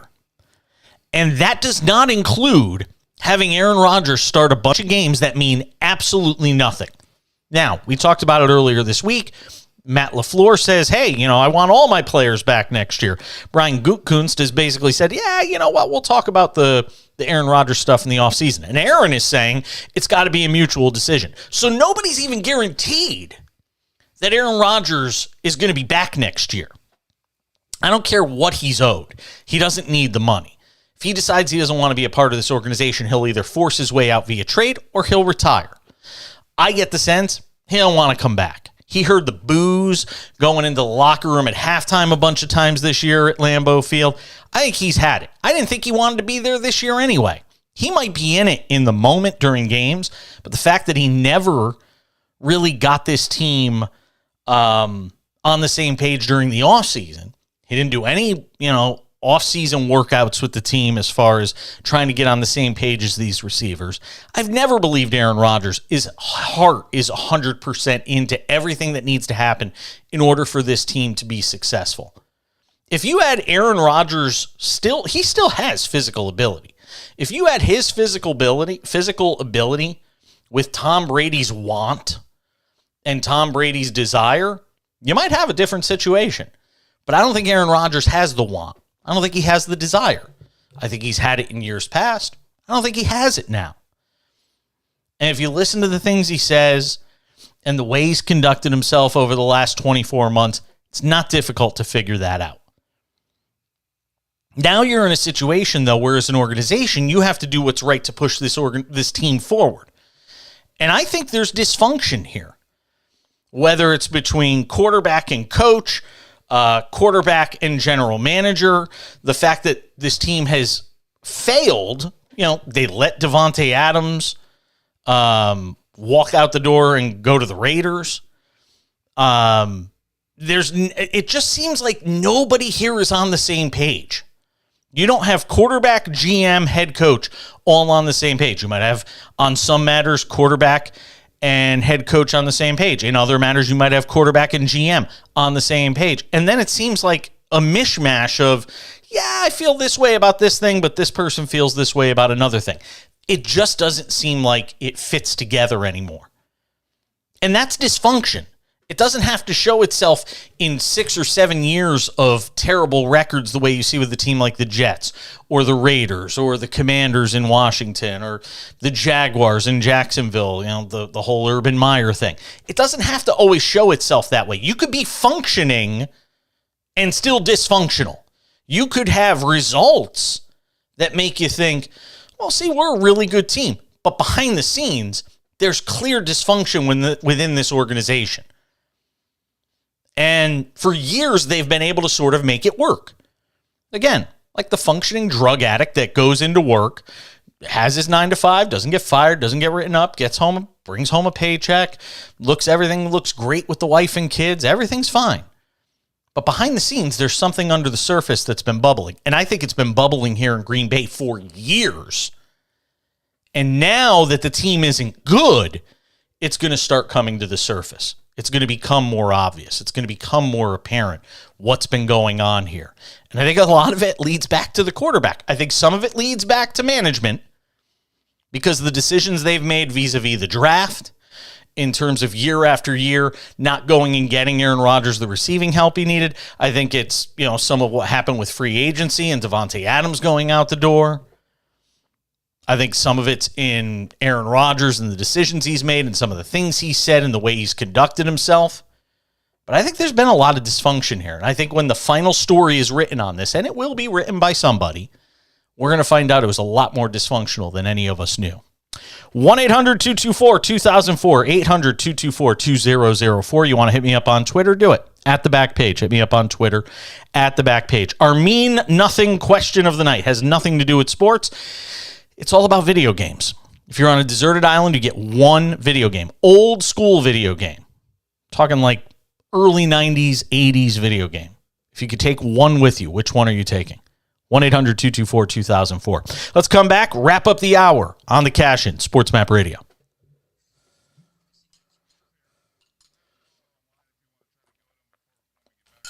Who is it? Oh, you sent it to me? Okay. Got it. Yeah, just tell him I'll get to him on the other side of the break. He just has to be fairly quick.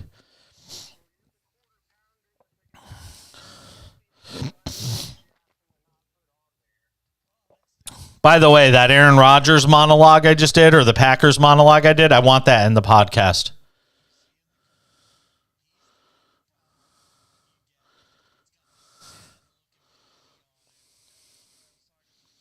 I said, okay, cool.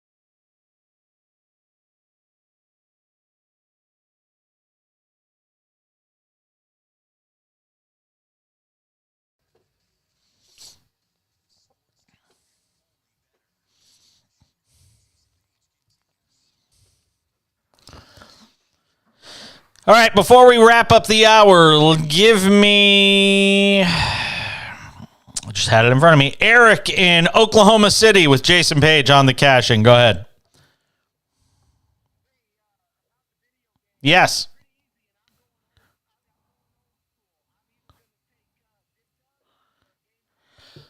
Oh, Dig Dug was so good. Dig Dug is definitely on my short list of arcade games that I would take with me on an island. Cheyenne I remember as well, but Dig Dug is a classic. That's a good one, Eric. Appreciate the call. Thank you. What were you going to say? Oh, we lost him. Eric, we're up against top of the hour anyway, so that's a bad job by me. Come on, Brian, you could agree. It's a bad job by me. Appreciate the call, Eric in Oklahoma City. Love our listeners there. All right, stick around. Another hour of the cash-in is around the corner. Hey, Brian, a heads up. We're going to do Paige's Picks on the other side. Not like right on the other side, but, like 12 minutes past. Just letting you know. Stick around. Another hour of the cash-in, final hour of the week on SportsMap Radio. Stay with us. Just wanted you to be prepared. Yeah. Well, but still, just letting you know. Just giving you a heads up. 12. Yeah, I'll do it at 12.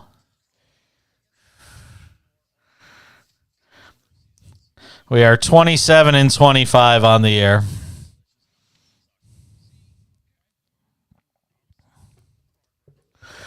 Hey, I'm over 500.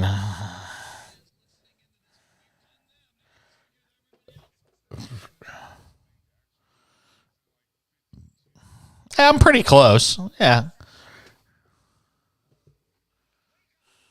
Wake up, Cole.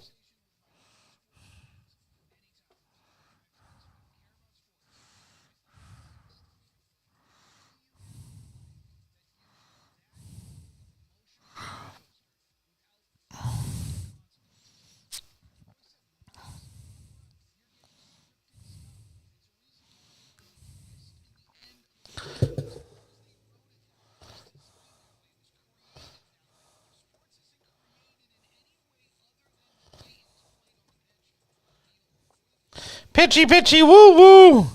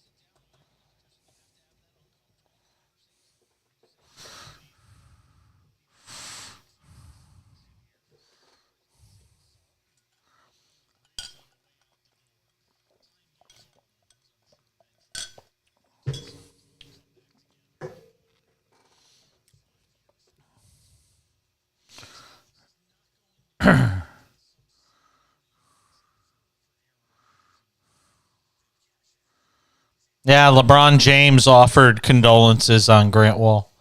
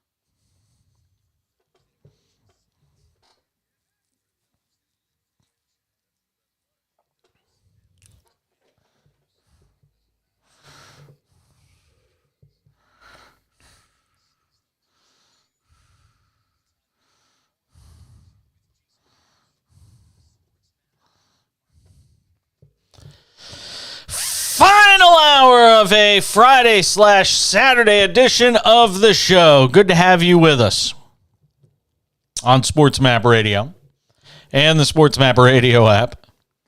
Later in this hour, you'll hear from Jason Cole. He's our 2-for-1. When I call it the 2-for-1, I mean that he's an interview we do live in the first hour and then replay it for our audience that may not have been listening in the first hour in the final hour of the show. That's why we call it the 2-for-1. Now you know. How about Dallas beating Milwaukee tonight? 94-86 in that game. 7:51. It's not over. 7:51 to go fourth quarter. Don't jinx it. We're rooting for the Mavericks there. I just want to see. I want to see Luka win games because I'm afraid he's going to leave there. I really am. I'm worried he's gonna get fed up with the losing and the lack of talent around him and say, screw it. I'm going somewhere else. Luka tonight, 28 points, 11 assists. I mean, he's under contract. The only way he's going is if they trade him. But we've seen guys with monster contracts like this force their way out before. Oh, there's a million of them. The list is too many to count. Luka Doncic, 28 tonight, 11 assists, 4 rebounds, 2 steals, and 11 of 23 shooting on the night. So 94-86 Dallas, 7:51 to go, fourth quarter over on ESPN. We will keep tabs on it. Christian Wood, nice night. 14 points, 9 rebounds off the bench. I always got to get the Christian Wood line in. But that's it. They've got 3. This is crazy. How do they have 94 points and only Doncic, Spencer Dinwiddie, who's got 12, and Christian Wood? That's the only guys in double figures. I don't understand how you have how that adds up to 94 points. He is. Yeah, he is. Giannis, 8 of 17, shooting 20 points, 6 rebounds, 3 assists. It's good to see Chris Middleton playing again, too. Bucks got him back out on the floor. All right, so we'll come back with Paige's picks, update you on the top stories of the day, and a whole lot more this hour as we continue the Cash In on SportsMap Radio. Good to have you with us.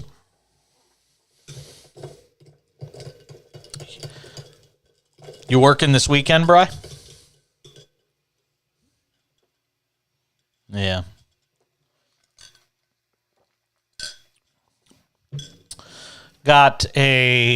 Tomorrow's going to just be super busy.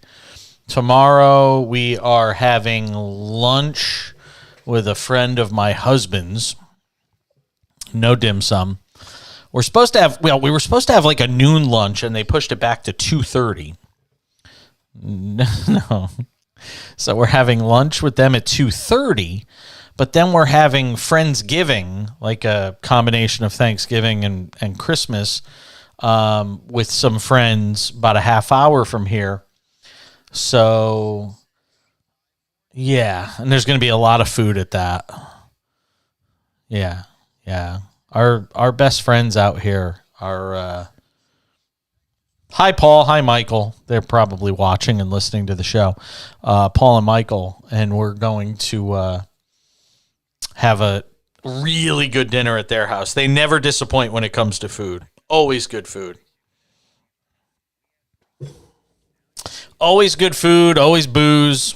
It's a good time. I don't know if they're making Omaha steaks or not. Not sure. See, I don't know if they got the tartlet or not. Somebody's got to have the tartlet. I know.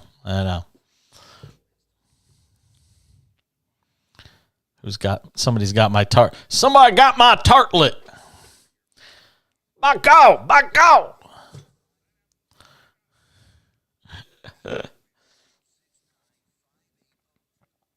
What I miss on SmackDown tonight, anything?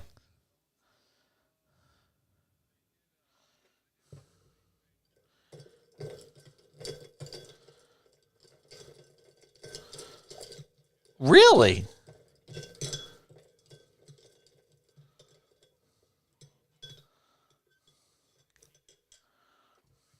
Yes.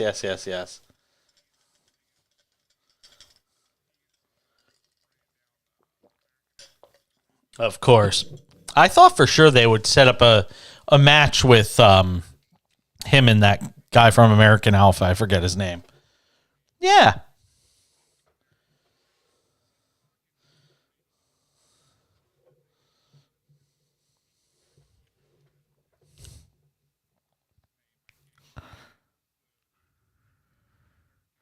Oh, Jailstrom or whatever his name is was. Yeah, I know who you're talking about. Shell something. Yeah. No, he hasn't made his in-ring debut yet. No. All right. Oh, we're back, huh?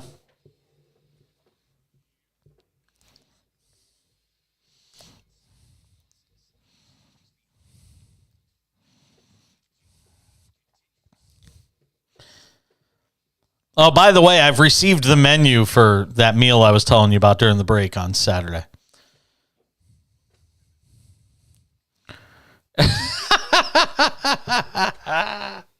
I don't know what porchetta is, but we're having porchetta, I've been informed.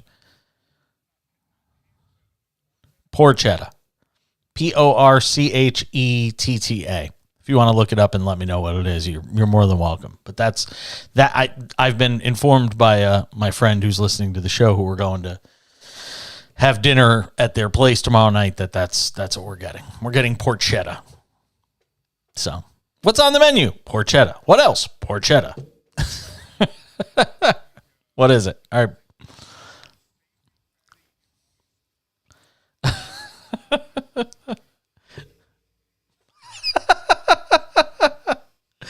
All right. Brian says it's an Italian pork roast. I'll go with it. We've got so much. You mentioned Omaha steaks. We have so much Omaha steaks in the freezer. We're almost out of room. Between what they sent us, when we did our sponsorship deal with them, because they send you because they want you to talk about it on the air, because I am endorsing them in the commercials that you hear during the breaks for Omaha Steaks. They sent me a cooler. They send you one of these portable coolers, and it's got dry ice in it and everything. So everything's super stupid cold. And by the way, I'm the idiot that's like, oh, I want to touch the dry ice, and then read on the label after my hand sticks to it, and I've got freezer burn. Don't touch the dry ice. I didn't know. I've never. No. I mean, what can I say? I'm not very smart. So I did. I touched the dry ice, and I'm like, oh my God, that burns. It burns. So yeah, so we've got so much Omaha steaks in the freezer now because then we ordered some because the deal right now is too good to pass up. For those that don't know, Omaha Steaks and the Cash-In are teaming up to give you an amazing deal right now. It's 50% off site-wide at omahasteaks.com. So you have 50% off site-wide. Then on top of that, when you check out, if you type my code, the promo code, it says, click here for promo code. If you type Cash-In, CASHIN, all one word, you're getting another $40 off on top of the 50% off site-wide. I mean, it's too good to pass up. The holidays are here. You're having friends and family over, or maybe you just want to send a gift to somebody you like, or even somebody you don't like. What's better than sending somebody you don't like some meat? The Cash-In and Omaha Steaks. Go to omahasteaks.com, go shop around, get what you want, and then at checkout, promo code CASHIN, CASHIN, for an additional $40 off. There may be a minimum purchase required in order to get the extra $40 off, but trust me, it's so worth it. We've been eating it now for the last 2 weeks here in the Page household. We had some oh my God, the burgers we had last night. The hamburgers were just out of this world. I mean, just amazing. We ordered some brisket hamburgers too. Oh my God, I can't wait to eat them. omahasteaks.com, go and check it out. Okay, so it is Italian pork. We have confirmed. Our hosts for tomorrow have confirmed. That's exactly what it is. Porchetta is Italian pork. It's good. You, Brian, you strike me as the type that likes meat. Yeah. Yeah, and you're probably not all that picky, though, about the meat that you eat. See? I knew I was right. Yeah, you're not. Oysters are not meat, you fool. It's not meat. How do you get oysters? How do you get confused oysters and meat? We're talking about stuff that comes from a cow or a bull. Oh my God. Oh my God. Oh my God. And you're like allowed to vote. That's what's scarier. You're allowed to vote. That's really scary.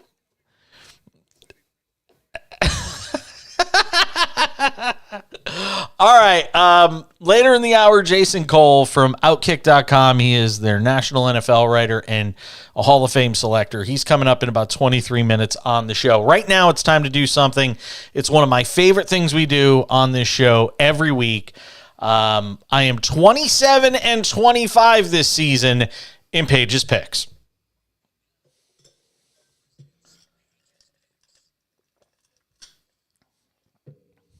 Yes. Bum, bum, bum. Get that band going. All right. Page's Picks, week 14 in the NFL. As I said, 27-25 on the year. We are over the 500 mark. Last week, 2-2. I thought we were going to have a big week because we were 2-0 after the first two games, and then Giants plus 1.5 at home against, Chiefs and Bengals in Cincy over 52.5. It fell just under. And then I had the under in the Cowboys and Colts, and the Cowboys cleared that hurdle on their own. Didn't go very well. So 2-2 last week. All right, let's give you 4 games this week. Game number 1, Vikings and Lions in Detroit, with the total at 51.5. And I think they're going to get all of that and then some. Minnesota gave up 20-plus to the Jets last week, and the Jets are not a very good offensive team. The Lions are a good offensive team, and Jared Goff even talked about this week. He's like, I'm having the best season of my career. I don't think you get a problem in this game with the over 51.5. When the number is that high, a lot of times it tends to get there. Game number 2, Ravens and Steelers. I am normally the guy that tells you when a total is this low, bang the under, because it usually doesn't get there. But 36.5 for me is even a little lower than I could stomach. I like the over in this game. 36.5. I mean, you can get there on defensive touchdowns combined. You got to remember, you get a defensive score. Tyler Huntley able to do a couple of things. I think this game in Pittsburgh goes over tomorrow. 36.5 is the number. I feel pretty good about that one. Game number 2. Game number 3, Giants at home against the Steelers. Look, everybody might think that I'm being a Giants homer on this. The numbers don't lie. The Giants against the spread is, as good as you're going to get. Giants against the spread, 7-2 this season. Might even be better than that by now.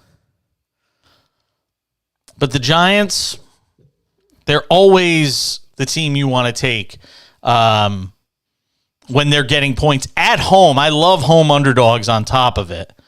So for me, this is pretty easy. Giants, let's see here. I'll give you the exact numbers.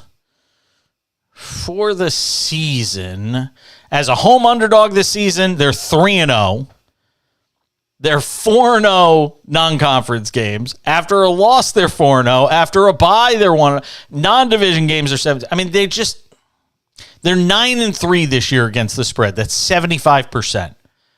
And they're a home underdog. Everything here lines up with the Giants covering the 7.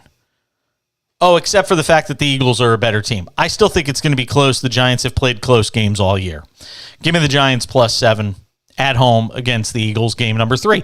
Game number 4, Chiefs and Broncos. The number is suspiciously high to me at 43.5. The Broncos have a great defense, and I know it's going to get worn down as the game goes along, and maybe you see a situation like you saw with Indy and Dallas, and the Chiefs run away late.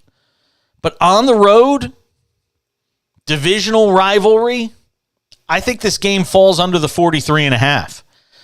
I think the Chiefs win, don't get me wrong. I could see, 24-7. But that still gets you way under 43.5. To me, it's kind of a no-brainer. Chiefs and Broncos under 43.5. I don't think the Chiefs are going to score a ton, and the Broncos aren't going to score at all. Can I give a bonus pick? What do you think, Brian? Am I allowed to do a bonus pick?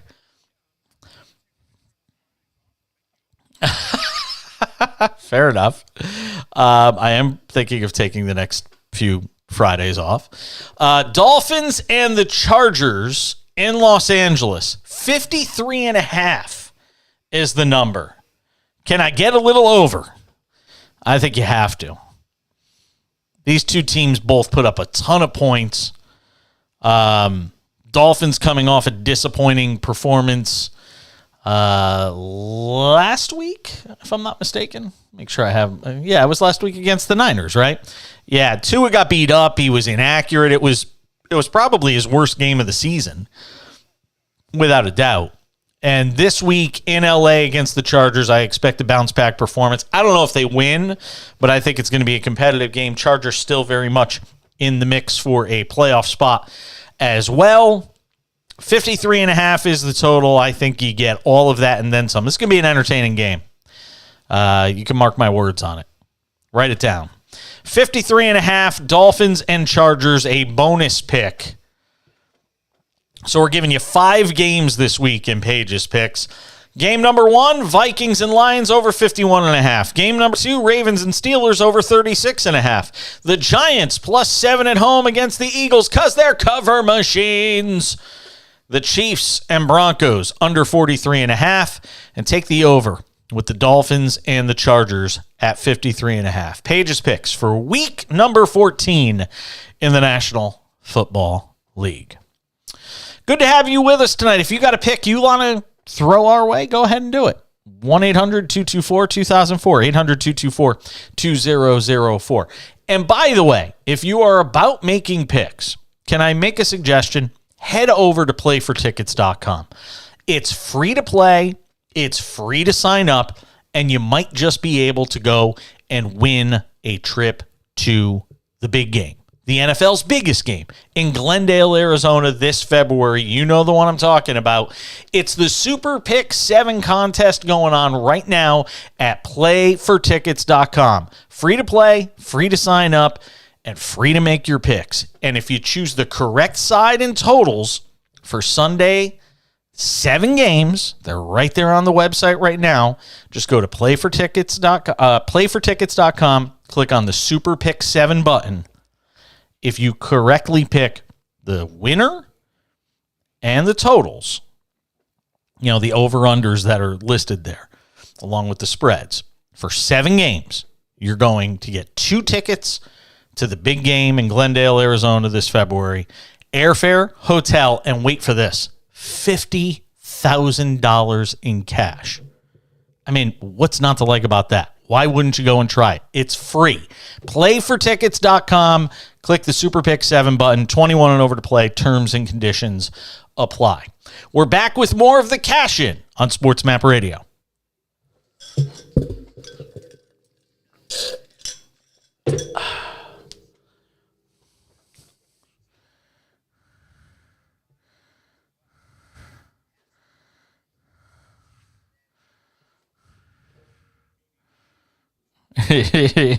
Yes. You live in Texas. Of course you give off meat eater vibes. I'm still trying to figure out how you got meat out of oysters.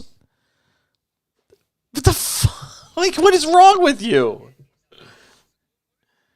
It's fish. It's seafood.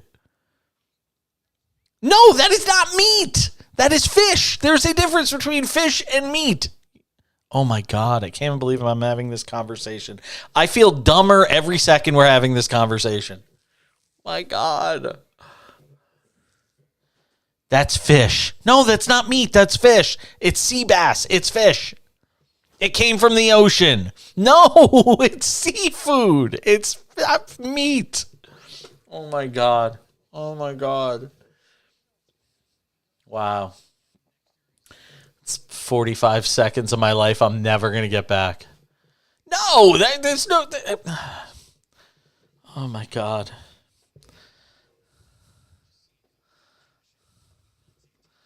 If I go and talk to a vegetarian, some of them might eat fish. They'll never eat, like, steak and stuff like that.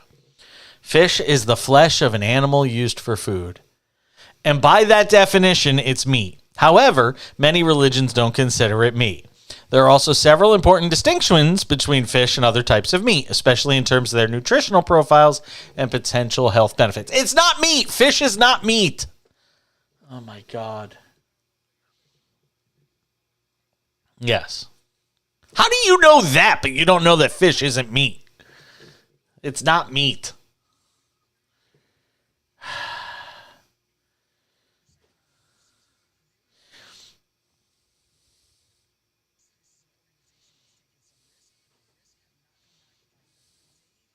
The American Meat Science Association defines meat as red meat, beef, pork, and lamb, poultry, fish, seafood, and meat from other managed species. It is not meat. No, it's not. That's what some stupid organization says. It was so funny. I'm like, wow, that burns. I'm like, really? Yes, my husband. He's like, don't touch it. Well, on top of it, it was in like a plastic bag, but there was a hole in the plastic bag, so I just happened to touch the hole, so I actually physically touched the dry ice, not just the bag it was in, which is why I think it burned a little. It burns.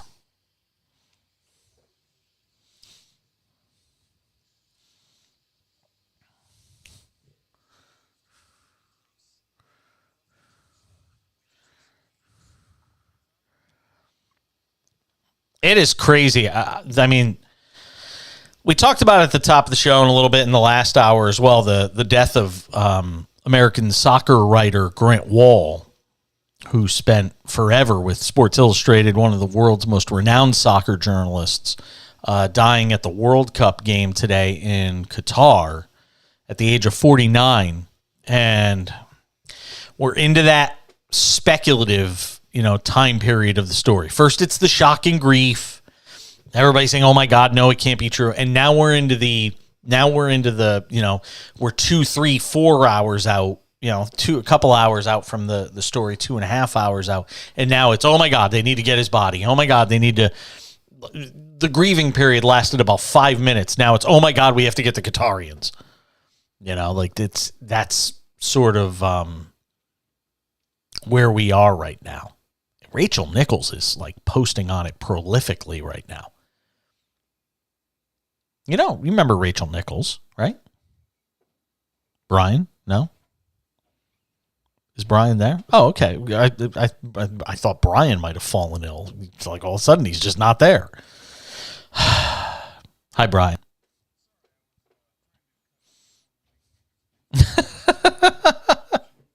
That's all right. It's not. Seafood is not meat. Have you ever watched Airplane? Did they have the fish, or did they have the fish, or they have the steak? They got sick from the fish. They didn't get fish. They didn't get sick from the steak.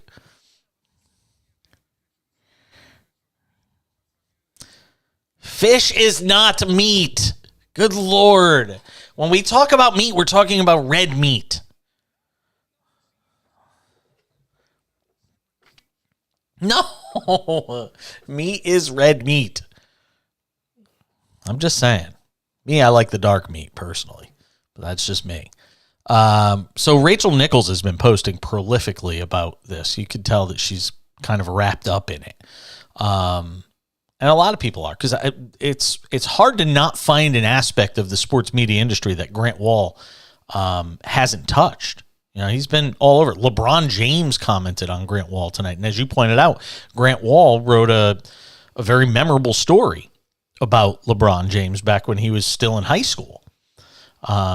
Talking about the greatness of LeBron. And LeBron tonight said on Grant Wall's passing, very fond of Grant and having that cover shoot. Me being a teenager and him covering that was a pretty cool thing. I've always kind of watched from a distance. It's a tragic loss. It's unfortunate to lose someone as great as he was.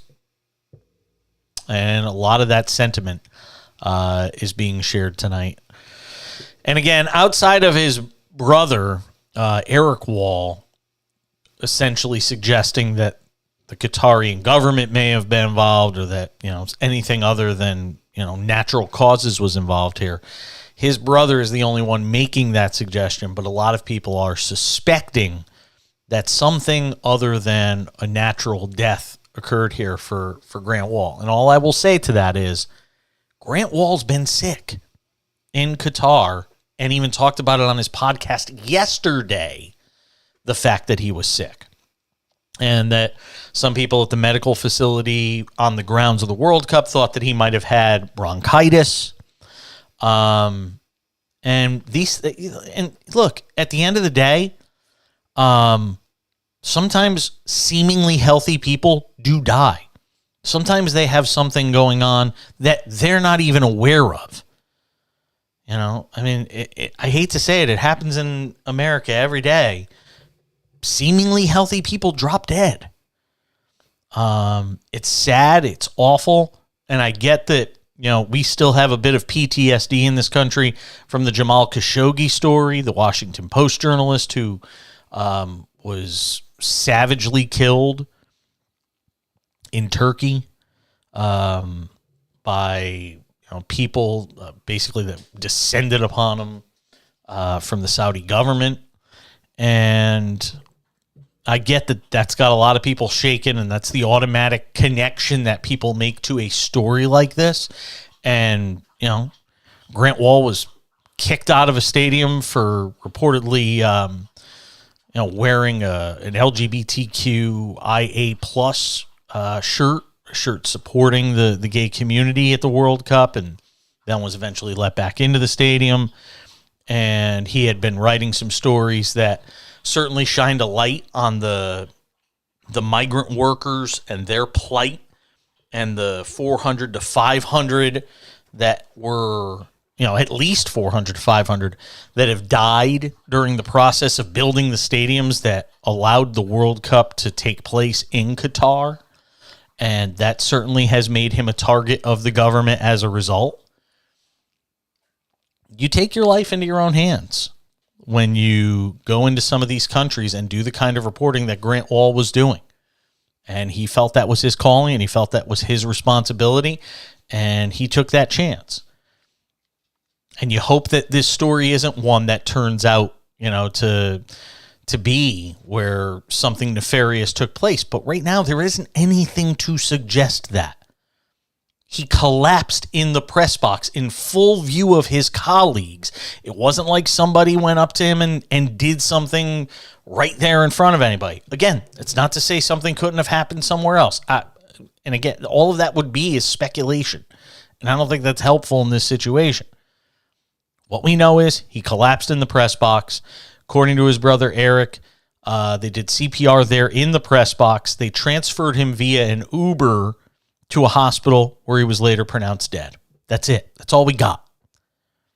The State Department's been informed, all the way up to the White House, and Ron Klain, who's the chief of staff to President Joe Biden, has been informed. So, we know what's going on there. And we'll just have to wait and see now what transpires here over the next several hours and days as it relates to this story. But tragic news tonight with Grant Wahl, the award-winning journalist, passing away at the age of 49. Jason Cole will join us coming up in a couple of minutes. He does a terrific job on the NFL for Outkick.com. We'll get some thoughts with him on Week 14 in the NFL. He was our 2-for-1 tonight on the show. So you'll get to hear from him and his thoughts on everything from Tom Brady and his future to whether the Jets and Giants are frauds and they get exposed this week. We'll talk to him about all of that, so stick around for that. I wonder if Brady plays after this year. Everything in my heart tells me he still wants to play, and I think he'd love to go play in San Francisco if the opportunity exists next year, and I think it might. We'll talk about that with Jason Cole as well. Stick around. More to do as we continue on this Friday edition of The Cash-In. It's SportsMap Radio. So if I play this on my side, can you play the same song again? Remember, it was Jump. Yeah, because otherwise it won't make sense to the audience. Okay, cool. Thank you.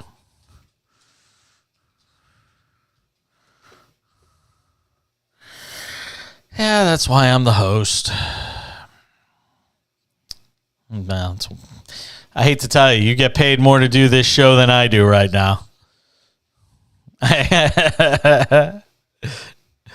It's scary, but it's true.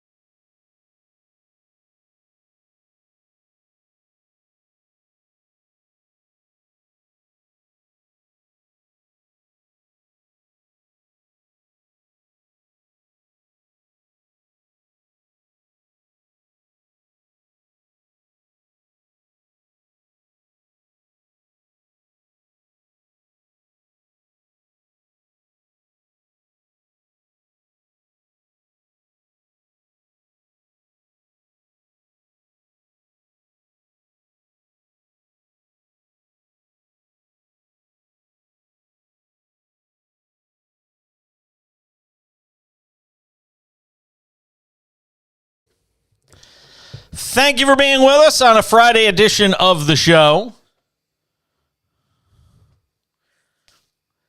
See, this is Van Halen with David Lee Roth. The Sammy Hagar Van Halen had some very good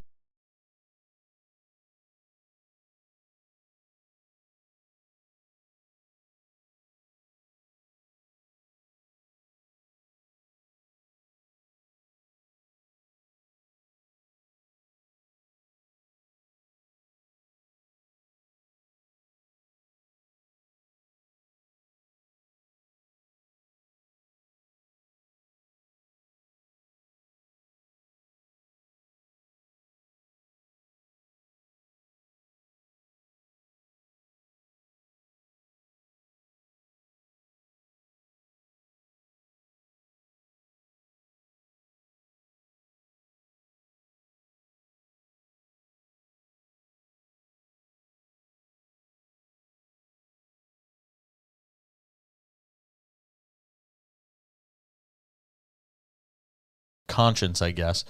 And bring in Jason Cole to talk some NFL. He does a great job with it and gives us some time on the show tonight. Outkick.com.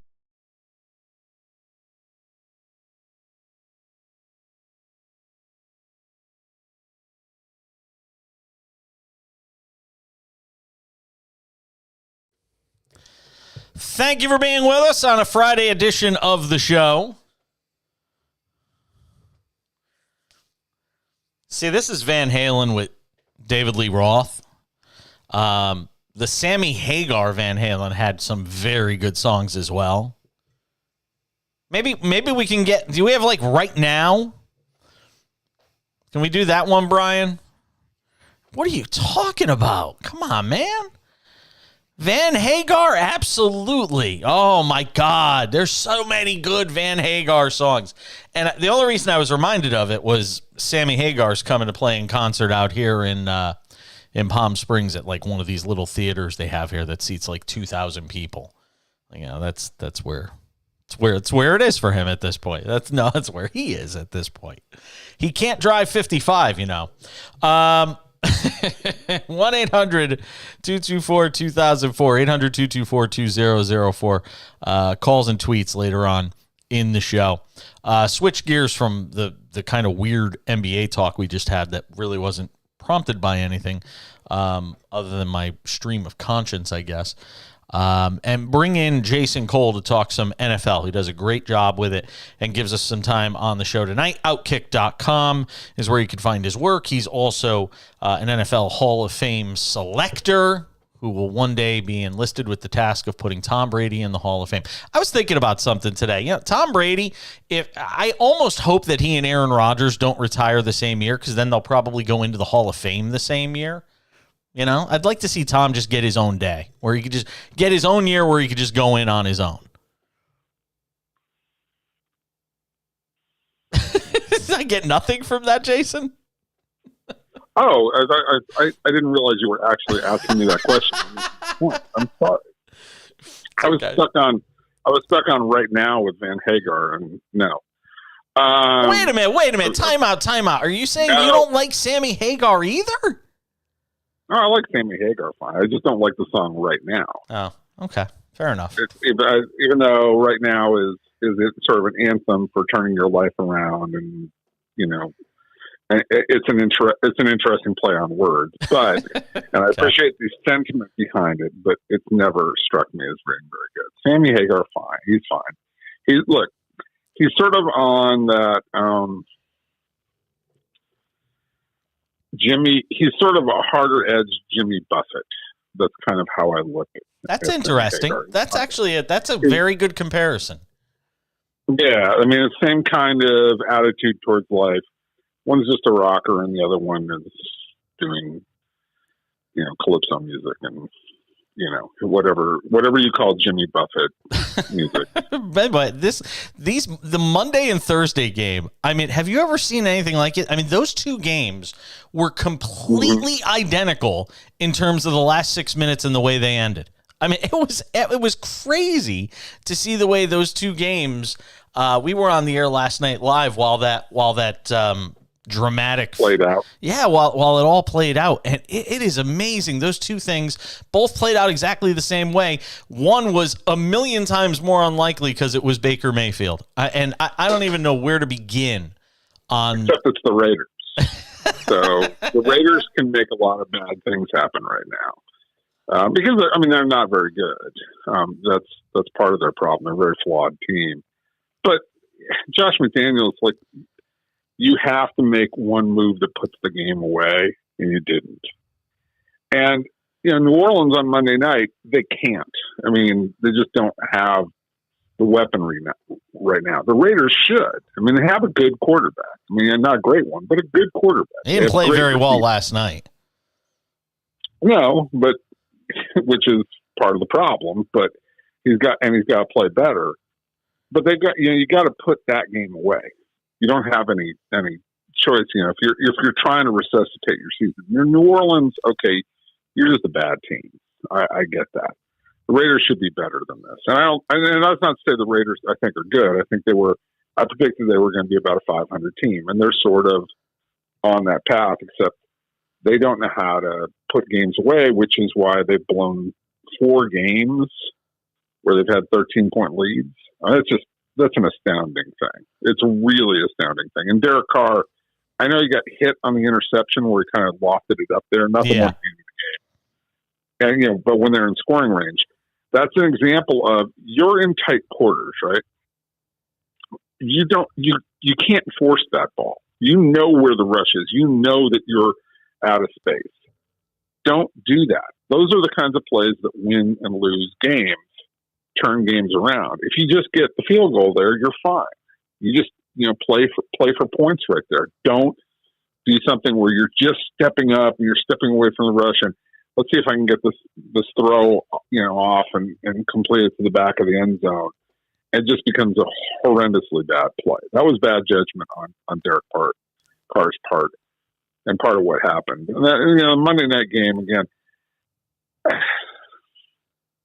It's just the Tampa Bay is just kind of limping through this, hoping to get to. They're hoping to get to 8 wins because 8 wins is enough to win that division. Even 8 and 9 is going to win that division. Probably, maybe going away.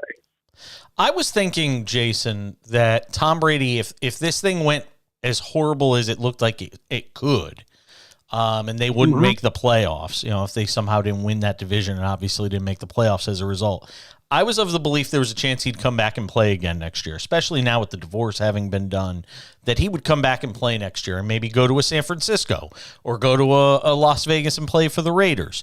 If they make the playoffs, if Tampa Bay makes the playoffs, do you think 100% this is his swan song, or did you think it was his swan song no matter what? I have no idea. And I talked to some people very close to him over the weekend and early this week. And they just have no idea where his head is at. Right now, he's just trying to get through the year.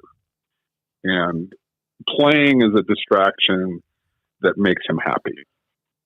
And, allows him to focus on everything other than, being tormented essentially by his divorce, by the fact that his ex-wife is, going out with this jiu-jitsu instructor and parading that, and doing that in front of the kids, like within weeks after everything was done. And, and look, this has been going on for months. The kids have known all that kind of stuff. Right.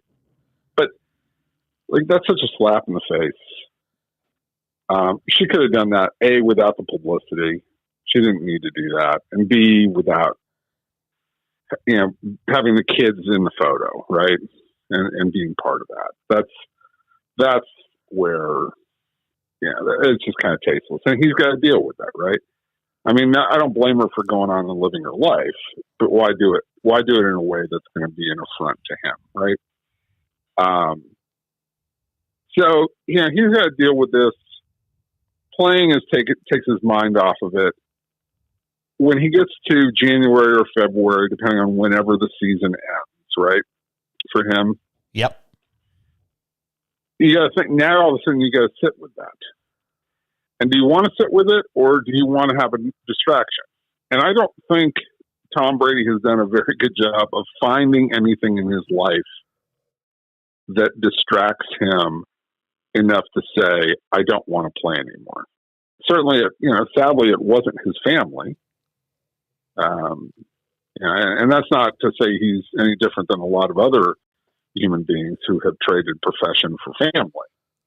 But that wasn't enough to say, okay, let me just go do this other stuff, with them. And that will satisfy my urge for competition and all the other things I have to do. Or, go into business. I mean, I know he has businesses, but really go run them the way that, like John Elway when he owned car dealerships.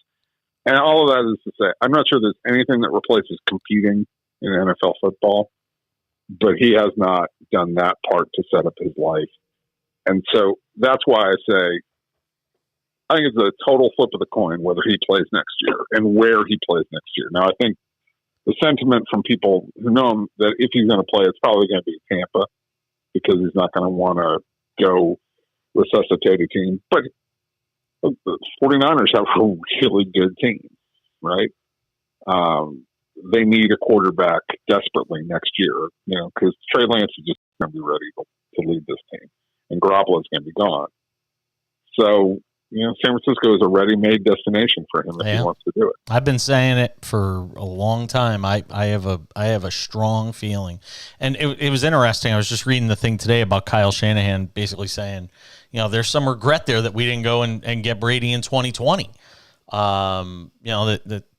That's something that obviously runs through his mind. So it almost feels like it's set up that if he decides to keep playing, that opportunity is going to be there. Talking with Jason Cole, Outkick.com, NFL writer. He's a Hall of Fame selector as well. Is this the week we find out that the Jets and Giants are frauds and their seasons start to fall apart? Look, the Giants have always been sort of just getting by. I mean, people who, study, deeper stats will tell you that the Giants have, it's been smoke and mirrors all season long. Now, it's been good coaching to keep him in the right spot and all that kind of stuff. So give Brian Dable a lot of credit for what he's done this season. But they're just not very good. And the question is, are they just good enough that they think that keeping Daniel Jones is the right idea, or do they think they need to move on from Daniel Jones?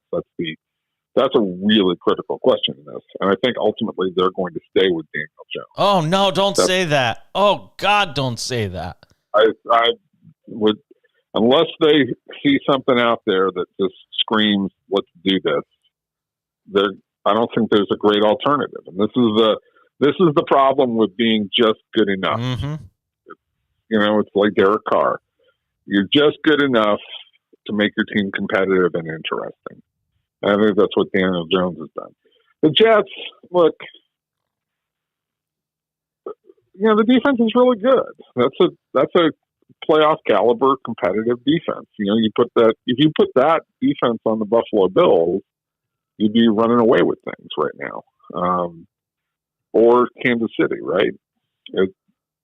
But they're stuck with, a mediocre team that really only has one weapon that you have to respect, Garrett Wilson, at this point in time. Running game is horrendous. So ultimately maybe they sneak their way to 9 or 10 wins. But, that's progress. I'll give them that. It's real progress for them. The real issue I have for them is Zach Wilson going to put this thing back together? Because, the Mike White story is fine. You always like it when the backup comes in and, wins and gets people excited. But I don't see a real, a quarterback who can make really tough throws. I mean, Zach Wilson has arm talent. What he doesn't have is the right approach to how to compete. I've got about 45 seconds here. Can the 49ers win with Brock Purdy at quarterback? I'm not talking about this week. I mean, actually make a run.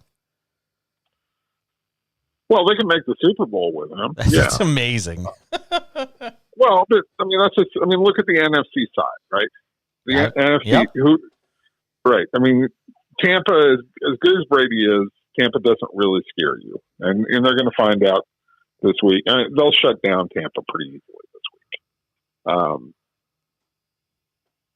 week. You look at Dallas, are you really scared of Dak Prescott and what they have? Okay, they're probably a better team than you are, but you beat them last year in the playoffs. It's Dallas. They always find a way to choke. Philly, really interesting team, very complete, very, very consistent. Jalen Hurts had a great season. Do they scare you? No. Green Bay's out of it. Minnesota, talk about it's going to turn into a pumpkin. They're the team that's just due for a massive fall here. And the only thing that's going to prevent a massive fall is that the schedule is pretty weak. So as you look around the NFC, they can make it. Yeah. Now they're going to have to face a great team, probably. Either a great quarterback, Joe Burrow, Patrick Mahomes, Josh Allen, somebody like that on the other side when they get to the Super Bowl. Sure, but it's a one-game situation. You're talking about at that point, you're talking about a one-game situation, and as we know in the NFL, anything can happen in one game. Jason Cole, I always appreciate it, my friend. Never enough time. Have a great weekend. Enjoy the games. I'll talk to you soon. Thank you, sir. Absolutely. Be good. We'll come back and wrap up the hour next.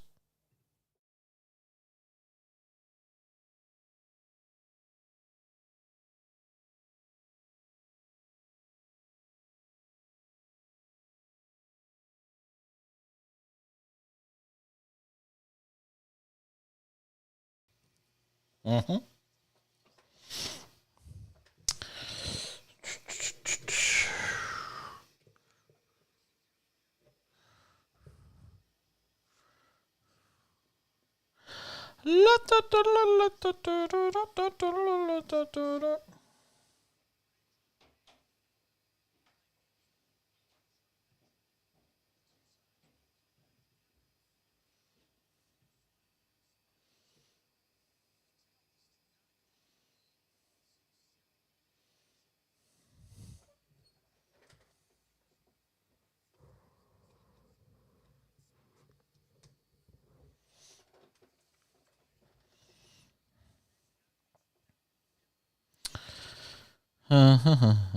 Grace the earth. Earth.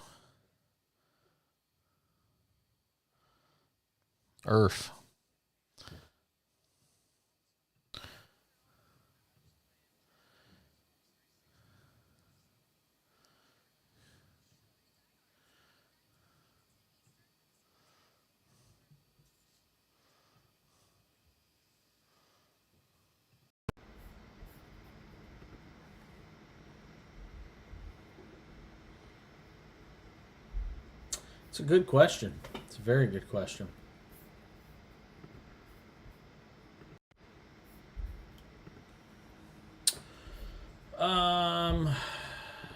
Under. I go under. Slide under.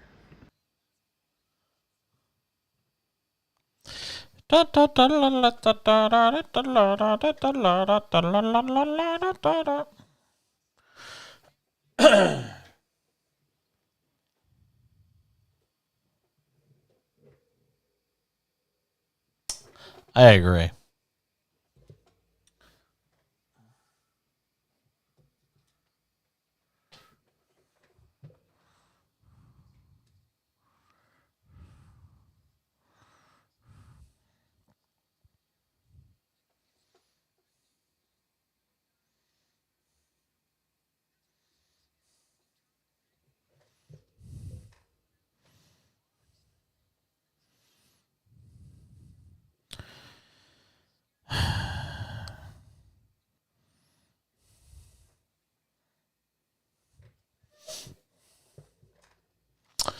All right.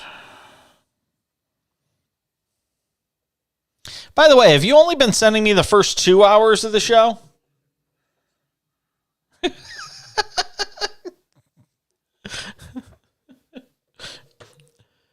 Getting ready to say goodbye for this week.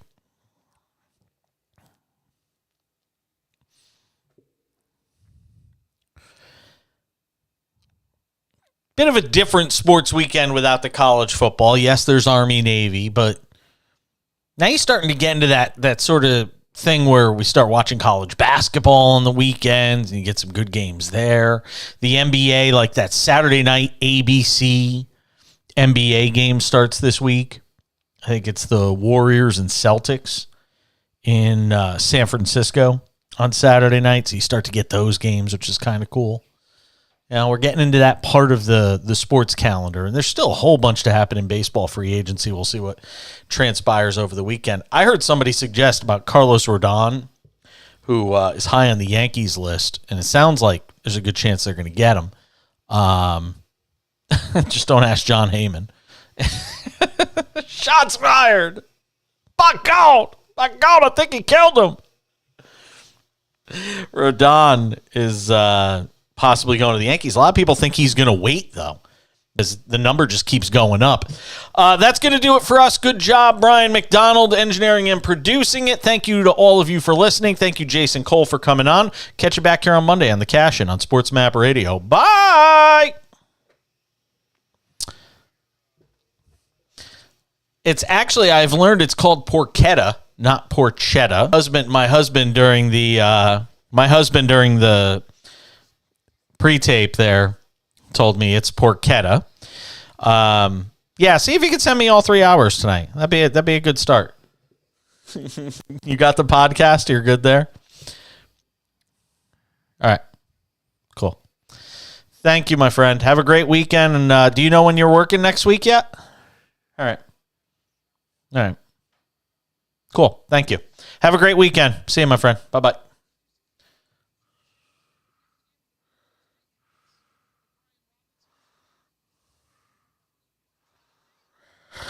All right. Let's see.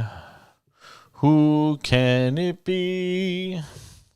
Believe it or not, I'm not home.